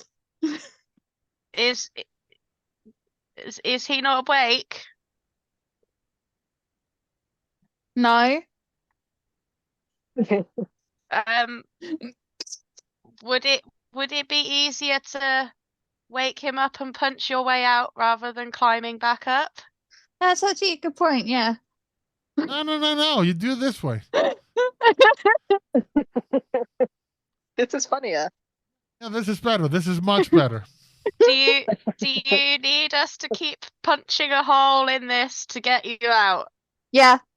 But I'm gonna try and Okay. climb out at the same time.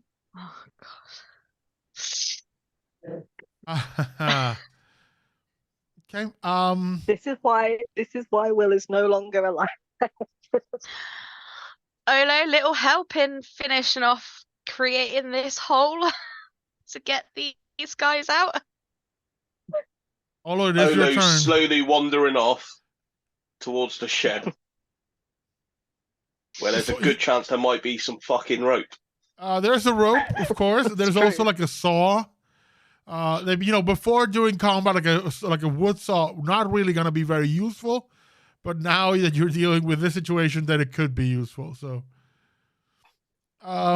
yes, you could provide some rope to the person attempting to Tomb Raider her way out of a plant.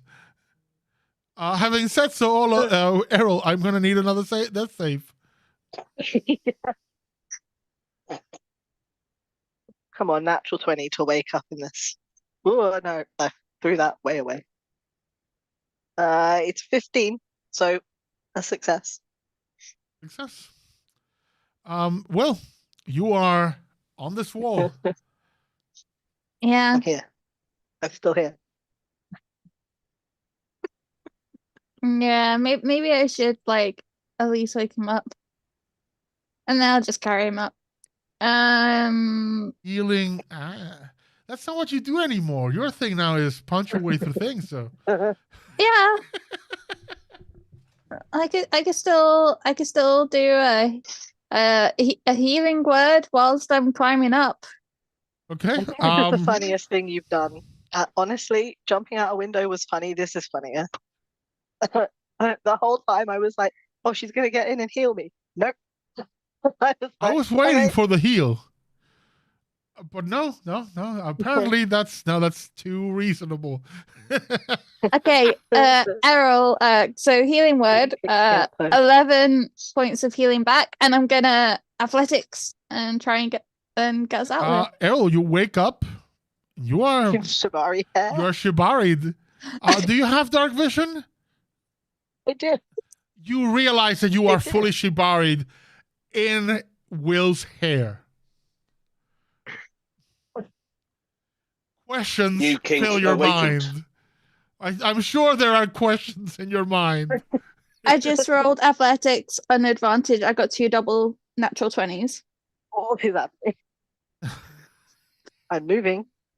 I mean, you're going up, and I will honor the double nat 20 and say you get to the top. I mean, you get to daylight, fully moved up at a pace that, Errol, it's frankly impressive.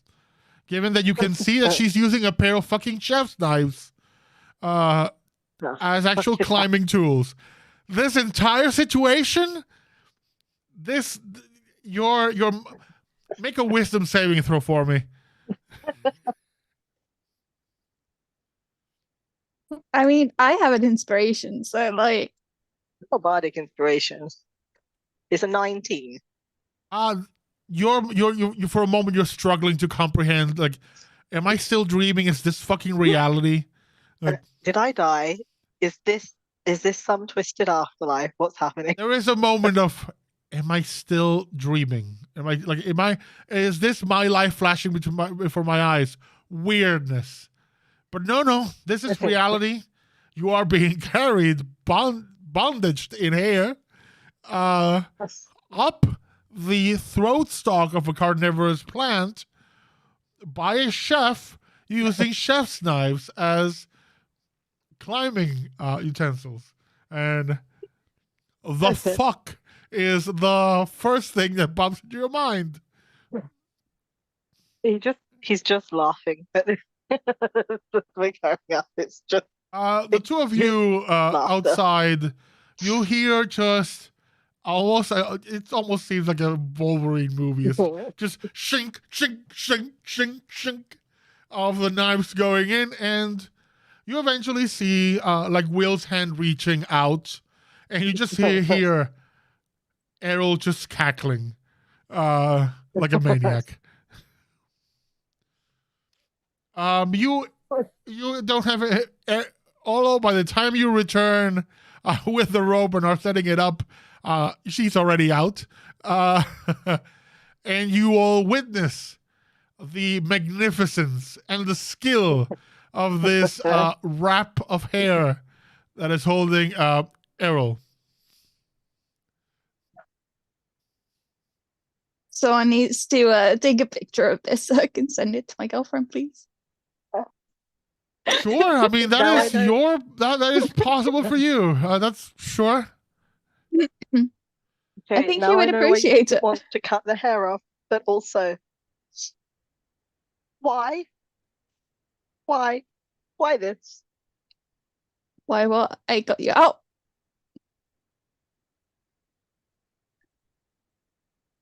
Yes, I'm pretty sure I could have climbed out had I been conscious.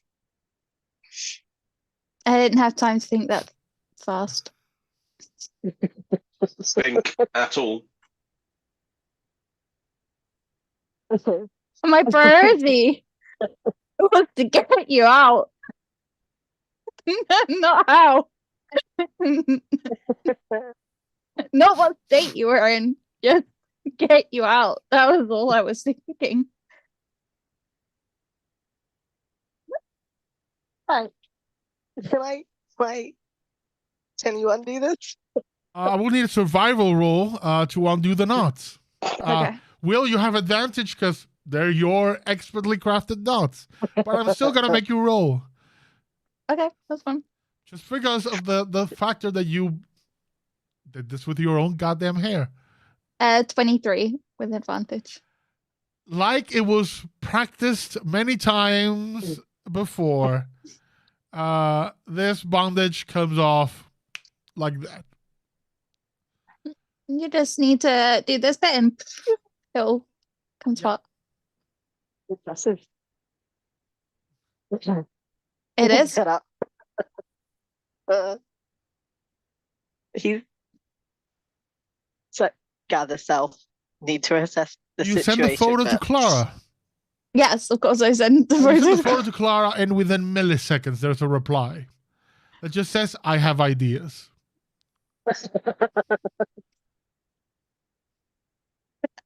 A thumbs up. Winky face.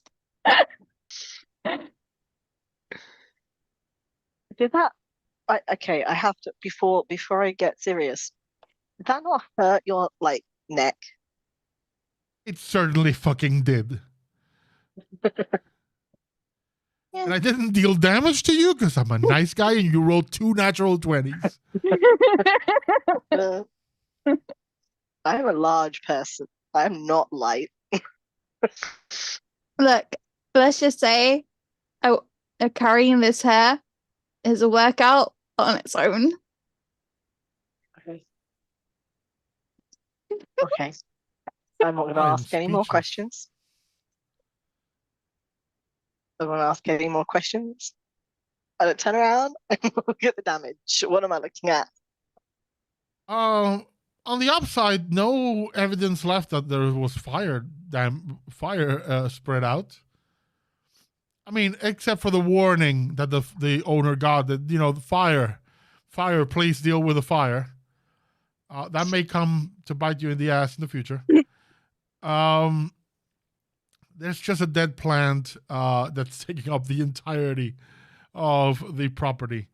And as you're looking around, I'll allow all of you a perception check.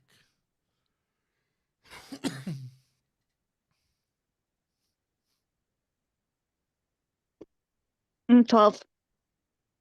Anyone roll higher than 15? 20. 25. Even better. 13. Okay. For those who succeeded, you're looking around and just seeing the carnage. And seeing on the floor, you see this plant was even bigger going down. Potentially, there was more of it that could have come out. It was truly monstrous. Towards the left side and that edge of the field, you see something burrowing in the ground, like moving towards the fence. You see it moving, and then stopping. Catch it. Then moving a bit and stopping. Then moving a bit more, stop, be quiet for 5 seconds, then move. Oh, catch it. Someone catch it. Sure. Catch what? I'm gonna need someone to make an athletics check for me. Oh, I'll do that. Okay, I got it. Ricky goes full on eagle and just swoops down and grabs with the talons. Crashes into the ground. 17. 17. 17. You run, dive, and just plunge your hand down, try to grab it. You take 3 points of piercing damage. No. You take 3 points of piercing damage, but pull out a miniature version of the carnivorous plant, going, "Oh hi, oh hi. Can you let me go? Gotta go." No, absolutely not. I'm just gonna fly over and Anyone got a pull out jar? a random specimen jar that I'd have hidden, and just This is kidnapping. This is against my rights. in goes the cork. I need You oxygen, lose you your beast. Okay, I'm No, gonna use right, my. poke a tiny hole. I'll poke a tiny hole. It's not big enough for him to get out, but at Tiny. least he can get out. No, that's a bit better. So what are you all doing in my property? Now you can do the. What are you all doing in my property? What did it say? What are you all doing in my property? It's not your property. Yes, I was here first. Well, you're not going to be here any longer. Oh, so that's how it is. Bring the Yeah. big man in, take out my land, kick me out, huh? Huh? Fucking criminals, all of you. Then you shouldn't have been eating everything. It's my land. He took it over. Well, He didn't ask me. He just took it over. So I'm taking rent. Okay, you know what? He tried to kill me twice. Fortunately, I have some friends, and they allowed me to grow. Who are your friends? We're your friends. You're looking at my friends. Okay, fine. You can do better. just remember Very who's good. holding the jar right now. Oh, Shake him. oh, yeah. Let's scare the little guy, huh? Bullies, a lot of you. I'm not doing anything. I kind of like you. Nice trick with the What are you- shibari thing. I approve. Gotta use what you but got. You know what? How about this? You tell us who your friends are, and we'll take you somewhere where you can make your case How about you just drop me to the ground so I can be nice with soil, nice place that is not a fucking bottle, and I'll tell you. I mean, I was thinking of taking you home and like giving you a really nice big tank with loads of soil and lots of food. I'm not a that pet. You don't have to steal. I'm not a pet. It's not a house pet. I have a higher IQ than most of your group.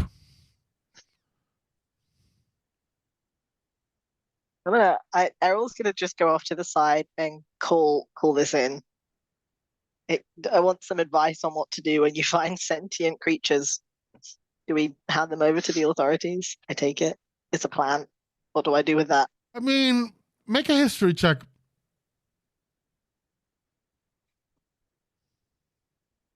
No. Ah, That's a 7. you're, this is not what you expected to find. You make a call, and the receptionist at the guild hall. It goes, yes, Errol. Odd situation found at the farm. We dealt with the problem, but it's sentient and protesting that it has rights. Well, who do we hand it over to?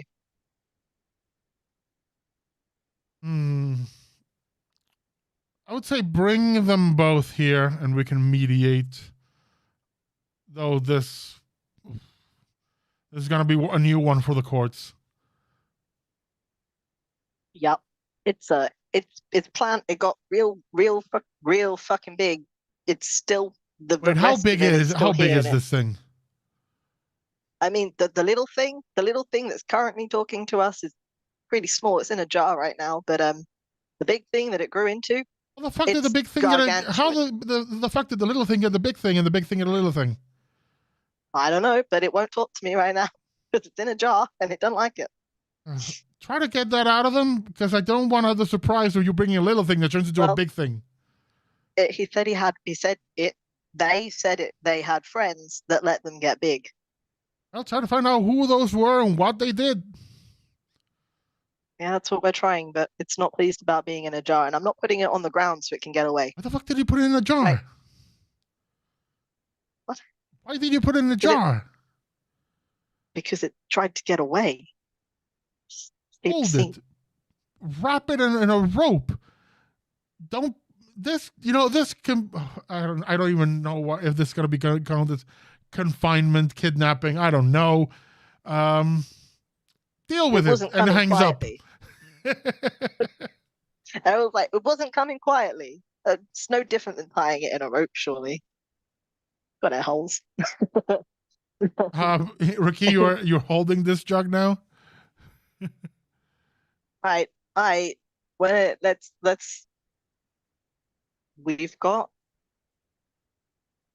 gonna take you in to negotiate your rights, I guess, over this land. How about that? Is the big man coming too? The big burly idiot that runs the place. Yeah. Yeah, both of you. How do I know I'm getting a equitable deal here? Meaning, am I gonna be stuck in a jug while he gets a nice, food? Can I get a puppy for a nibble? What do you eat? You eat meat, right? Sure, let's call it that.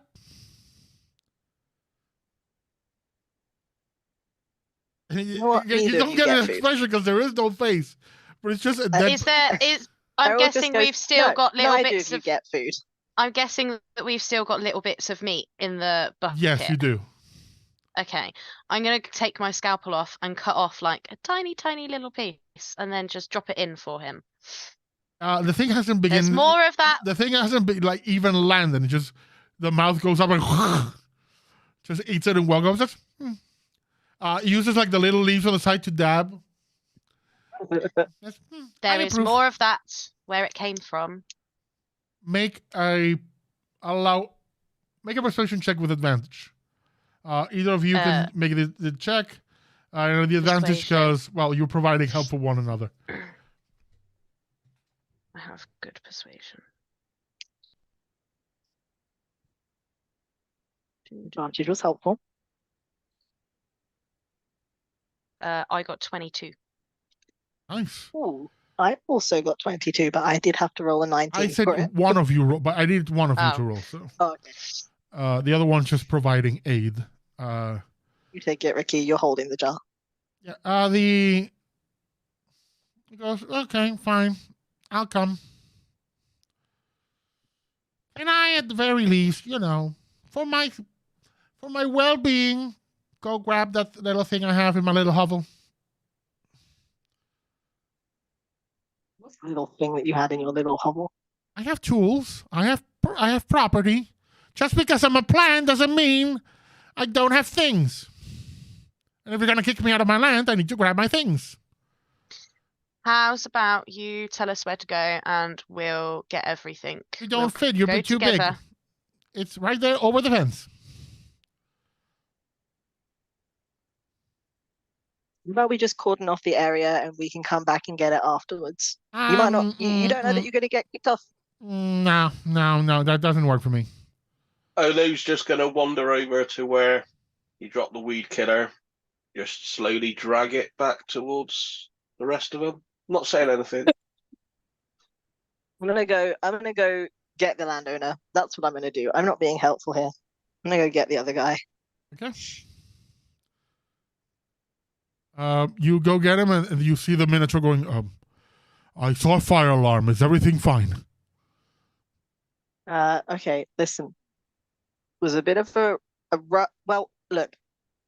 Two things. First thing, the creature is currently dealt with. Second thing, creature is making some claims, and we think it's best if you come back with us and we'll get everything settled. What do you mean it's making some claims? It's a giant eating plant. I thought I hired you all to come take care of it. It's a sentient creature. Makes things a little more difficult. Oh, I had assumed it was sentient from the moment it appeared. I still hired you all to come get rid of it. Oh, well, it's currently contained. Then get it out of my property.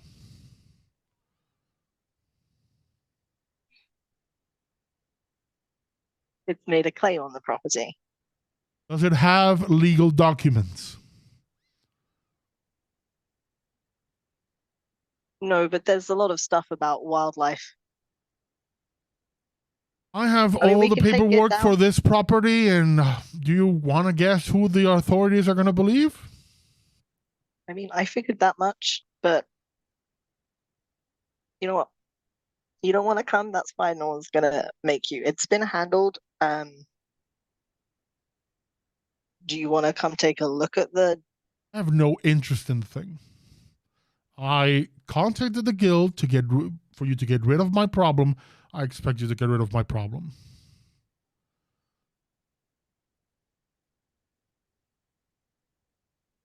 All right. Well, we'll take it off of your property.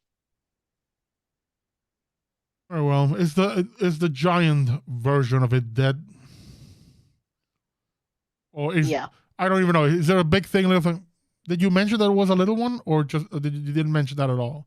He did not know. Sorry, and then he doesn't say that. He just says, "Is the thing not going to be a problem anymore?" The big version is dead. It's a problem in that it needs to be excavated out of the ground. Okay, you sure? Yes. All right. Well, let us take the small version out of here. There's a moment something crosses his face, like, right. Anyway, and I have wired the payment to the guild, but you have all taken care of this, so, and he hands you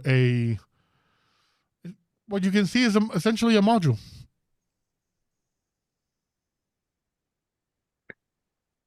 Kind of module. a module for the Weaver. You would have to, Right. plug it in to load up the program, basically. I'd thank him and pocket it for now. And And he goes back in. He is not coming with you. head back to the group. The little thing is just there going, can I grab my things then? You can come I with think me. we I had it won't run, whatever. Bullies.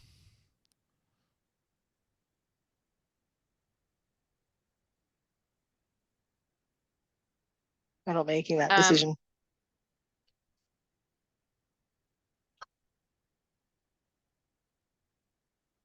If your parents not to run, I will cook you a 3-course meal. I don't know what that means. 3 meaty dishes. I could be convinced. Fine, I already said I wouldn't run. I don't want to be bullied again, so fine. Can I grab my things? Yes. I Can see why not. Can you leave me out? Get me out of the jog then? I'm not holding it, so I will look at key. I'm passing it over. Okay. Do you release him? Yeah. I think we should take him there first and then release Oh him. yeah. And No, that way, if he I would tries take to him leg there. it, falls into the we can ground. grab him again. Goes to the ground, waddles under the fence. There is sound of like some digging, like just pulling things out of the ground. And he just, and you just hear him go, fuck, I ran out. Ah, well, crap, I'm going to need to get more. And he just returns, no worries, nothing. I realize that I have nothing. Let's go. Mm-hmm. Yeah, let's go. Okay. Okay, back to the guild. He moved away. You heard the digging, and he now returns with nothing in hand or anything. Mm-hmm. I want to investigate where he was digging if possible. Go ahead, make an investigation check for me.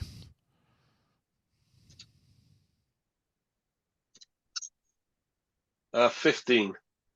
You take a look at where he was digging, move some dirt away, and you find a cracked ampule for like the granny was medical for like an injection. You Yep. find one that is completely empty. No label on it, just a cracked ampule.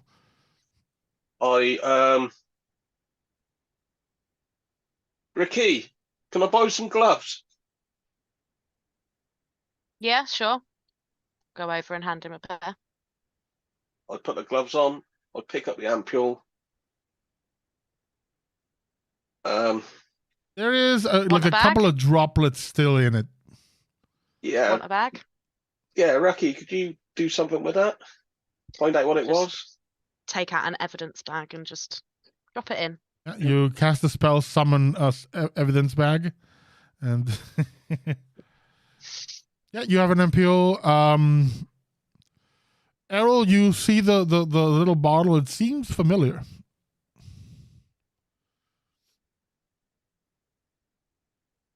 But yeah, the little one says, okay, fine. So are we gonna go? What was the word you used? Mediate.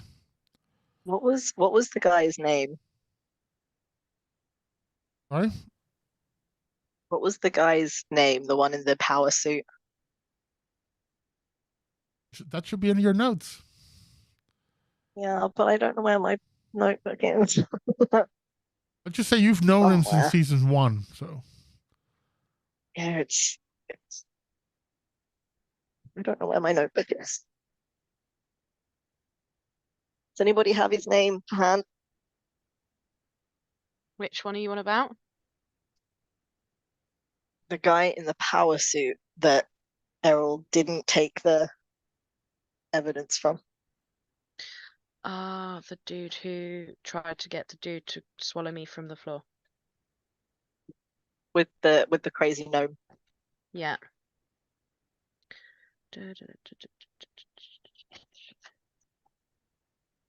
It's not the tiefling dude, No. for the record. No, it's not Saroon. He's a manager. I can't remember what his name is. Was a manager, I think is the word.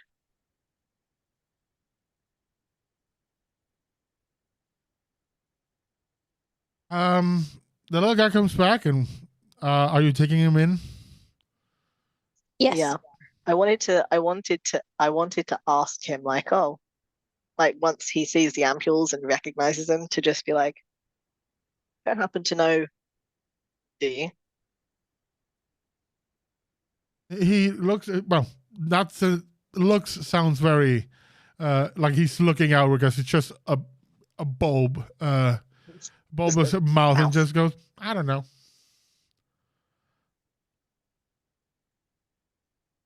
I don't know nothing. Serious. Yeah, that could be it. You make an insight check with disadvantage. Because you're trying to pick up body language from a tiny little plant. This is essentially like a man-eater plant from Mario that you're trying to get a read on. Insight, right? Yeah. What, you know what? 16, even on disadvantage, is pretty good. It's difficult to know, but there was a bit of a almost like a twitch on one of the, like, let's call them hand leaves at the mention of the name. But it did say, I don't know, and just looked away, or like turned away. Got it. Noted. Okay. Let's head back. You return. Do you try to convince the owner to come with you?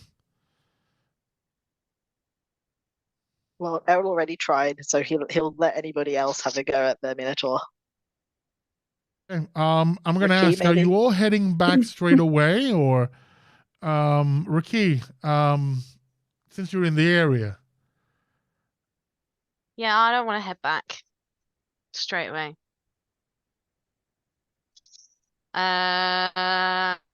So Fair enough. I'm happy to have another go at the dude and see whether or not we can persuade him to go back as well. However, I'm the one who drove. So without me, I don't know how you guys are going to get back. Maybe you could convince him to go back if we stay and do the cleanup, and then you have to come all the way back again to come get us. No, because RaQui wants to stay here. Yeah, but then it's just I'm just trying to give her an excuse to come back again, like do the whole round trip.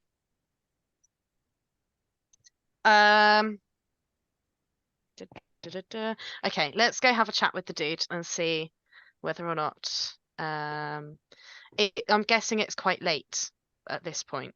Yeah. Okay. I mean, you I'm had just gonna- you had set up this to do it like almost like twilight, because it's when Yeah, you it have was heard late. you had heard that the thing happened. Yeah. Yep. Yeah. His farm is pretty close to my mum's farm as Yeah. well, right? Yeah, Okay. your mom's farm is pretty much like farm next door, so to speak. Okay. You know, the boundaries of the properties kind of are close to one another. Okay. So I'm gonna go up on my own. I'm just gonna knock on the door and hope that he answers. I'm gonna allow. Do the rest of you just let RaQui just walk away? I think Errol's gonna. No, Errol will wait with the plant creature. Okay. Errol already made an impression. He figures he'll stay out of it. Okay, But so he is thinks RaQui, the are you others should heading go. towards your mom's place or the owner's? No, I'm going Sure. to the farm owner first. Okay. Okay, I'm sorry, going to I the farm misread owner that. first. No, Okay. no, that's fine. I'm going to the farm owner first. I'm knocking on the door. He opens his. Yes. Good evening, sir. I'm really sorry. I know you've already spoken to my colleague, but I just wondered if I could take up just a moment more of your time. Well, Firstly, thank you very much for the modules that you've just given us. did I'm Errol intrigued to mention the see what they module? Because Errol mentioned you Did you you pocketed mention? it, but you had not, I think, brought it up. Oh, but I mean, I don't mind. I don't mind sharing that information to Okay. to the others. It's fine. Sorry, I thought there was one for each of us. No, he That's just fine. gave Ignore that. one. A Oh, Oh module. yeah, right. He's given but it I've to got Errol. it. I did say Okay, I have it. that's fine. Okay. So I've just wondered whether or not I could take up a moment more of your time. I don't know. I don't know whether or not you recognize me. My mum owns the farm next door. You know, the honeybee farm. Oh, I don't interact with them very much, but yes, yes, you're a very good neighbor. I haven't seen Yes. you around before. No, so yeah, I went through medical school and then I've joined the Seekers Guild and I'm helping out there. I've been away from home for quite a period of time, but I'm hoping to pop back and visit my mum shortly.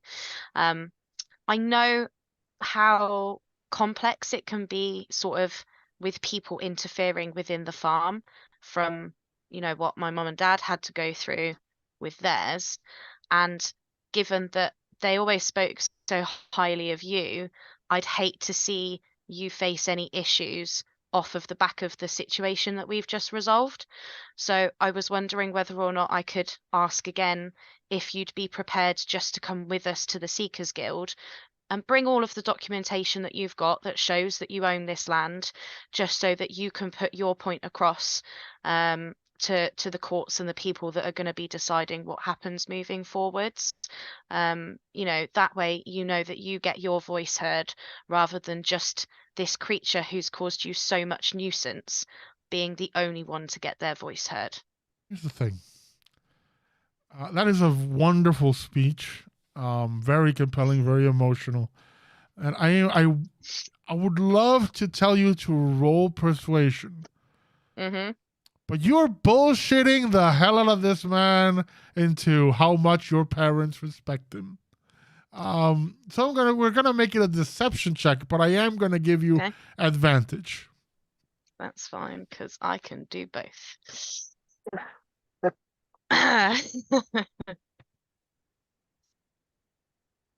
I have rolled his insight. 21. 21 indeed is higher than a 5. You see that his face goes from neutral, like in annoyance mode. He is touched. He is inspired. He goes through every gamut of emotion. A member of a film award organization comes to you and drops an award on your hands. Yes, fine, but it's late. I will make the journey in the morning. Not a problem. I'll let the Seekers Guild know to expect you in the morning with all of the relevant documentation. I'll leave you to rest for the evening. Thank you very much. It is late, if you all wish to rest, I have spare rooms. That's really generous of you. I will put it to my colleagues and we'll get back to you momentarily. And I'm going to go and say, right, so he will be coming over to the Seekers Guild with all of the relevant paperwork in the morning. He has said that if we want to rest here for the night and travel with him, all travel together in the morning, that he has rooms available for us to rest. I don't see why not. Let's do that then. For the record, RaQui, I'm just going to say your farmhouse is also fairly large, so if you wanted to put up your friends there, you could. So yeah, so if you guys would like to stay here, then that's fine. Let me know. I will be back in the morning.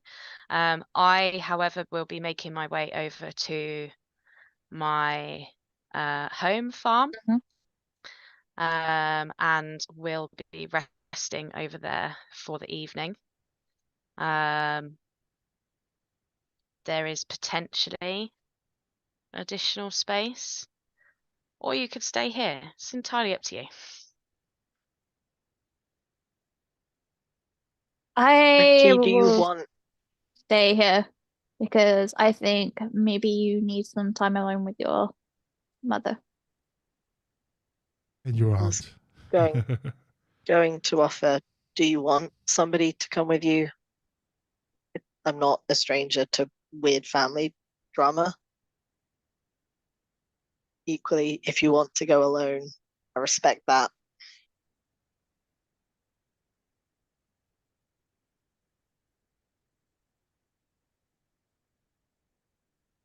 Um,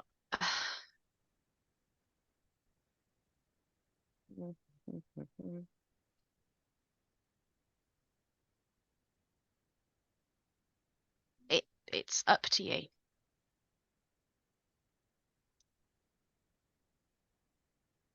Errol, Olo, your choice. I'm gonna stay here.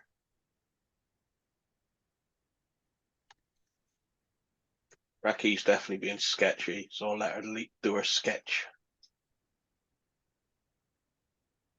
Errol?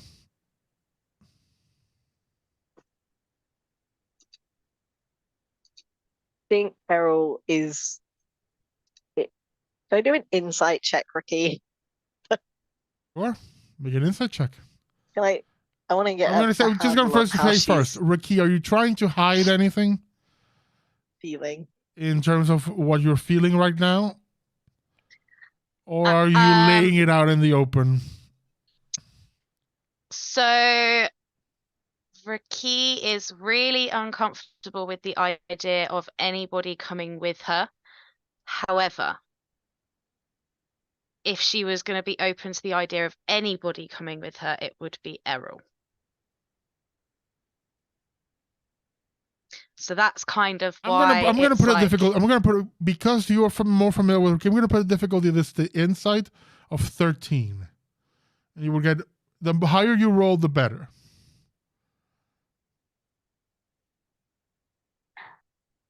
Uh,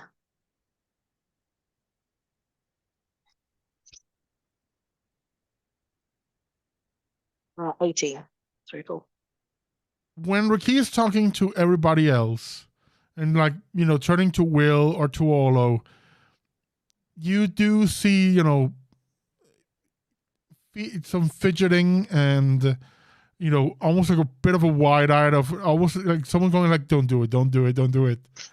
But also trying to not make it obvious when she asks you, when she's looking at you with a question, that behavior is not there. There's a bit more of a comfort of like, I'm cool with you. That'd be correct, Rishi. Yeah. Okay, so Errol's handling of this is very Errol. He's just going to say, Olo, do you think you can watch our new buddy between you and Will? Oh, I'll just get Will to cook it some food.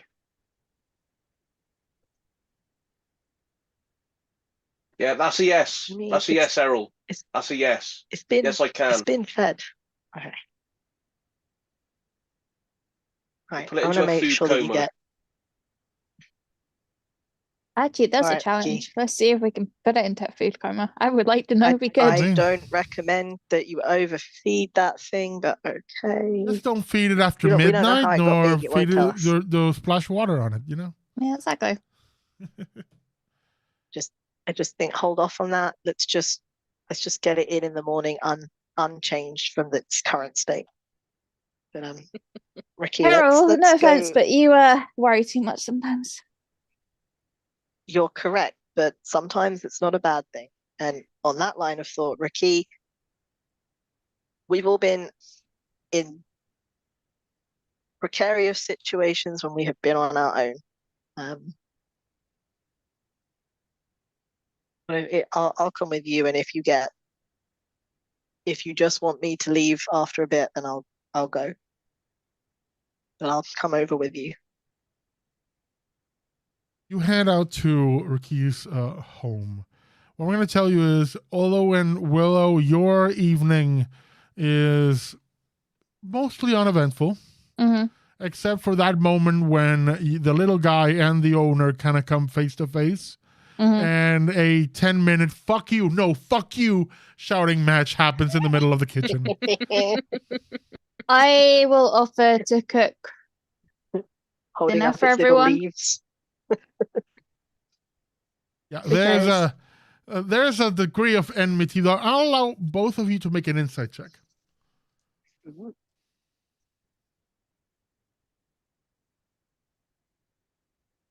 15. 14.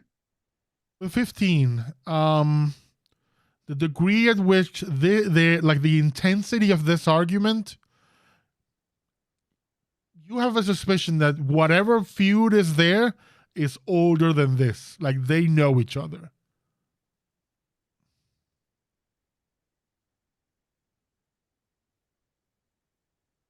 Now, Errol and RaQui. RaQui, you come up and there's the farm, there's the farm, there's the house, and you come up to the front door. Do you knock or just open? What is RaQui's usual procedure? Kick in the door, "Mama, I'm home." Knock and open. You knock, you try to open, the door is locked. But as you knock, there are you hear footsteps. The door opens. Errol, I need you to make a wisdom saving throw for me.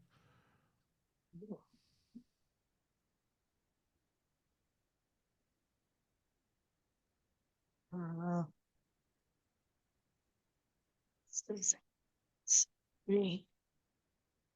16. The door opens and a woman that looks identical to your mother, RaQui, steps out, though dressed more colorful than your mother would normally dress. It's just kind of like the equivalent of like a Sunday dress for an Arakocra. Space for the wings and all that. And she looks at you with almost loving eyes. Says, "Oh, RaQui, I've been so looking forward to meeting you." Errol, the moment this door opened, you are wafted in an aura that the only thing you want to do right now is run for the hills. You are consumed by terror beyond anything you felt before. And that's where we're going to end our session. Ooh. Hey, RaQui, I don't like Welcome your home, mom. RaQui. Yeah. Okay. Hey, RaQui, my mom's nicer than your mom, and that's all I'm That's saying. not her mom. That's not my mum. That's my aunt. He doesn't know that. He doesn't know that. This is true. That's true. And that is the end of our session. We'll see what happens next time. Before we go, we quickly go around the room, and we can tell you who they are that we're playing, and if they wish to do so, where you can find them in the dark corners of the internet. So, Nate, take it away. Hello, I'm Nate. I've been playing Errol Reminash, the Craggling Fighter / Shibari Princess, I guess, at this point. You can find me on Twitter as Tiniest Sidekick, and on this channel, alternating Fridays for our vampire game, here every Sunday, more or less, for Dungeons & Dragons, and on the Lawful Geeks YouTube on Wednesday for our finale of our corn game. It's on Bikes, called Kernels of Mystery. It is a corn-based town. The finale is something else. It's fun. Jade. Hi, I'm Jade. I am also here every other Friday on the Lawful Geek channel, and also in the Kernels of Mystery as well on Wednesday for the finale. And you can find me on Twitter, JJ_squishy1990. Cat. I am Kat, and I have been playing RaQui MriTtyur. I am very much looking forward to meeting my aunt properly.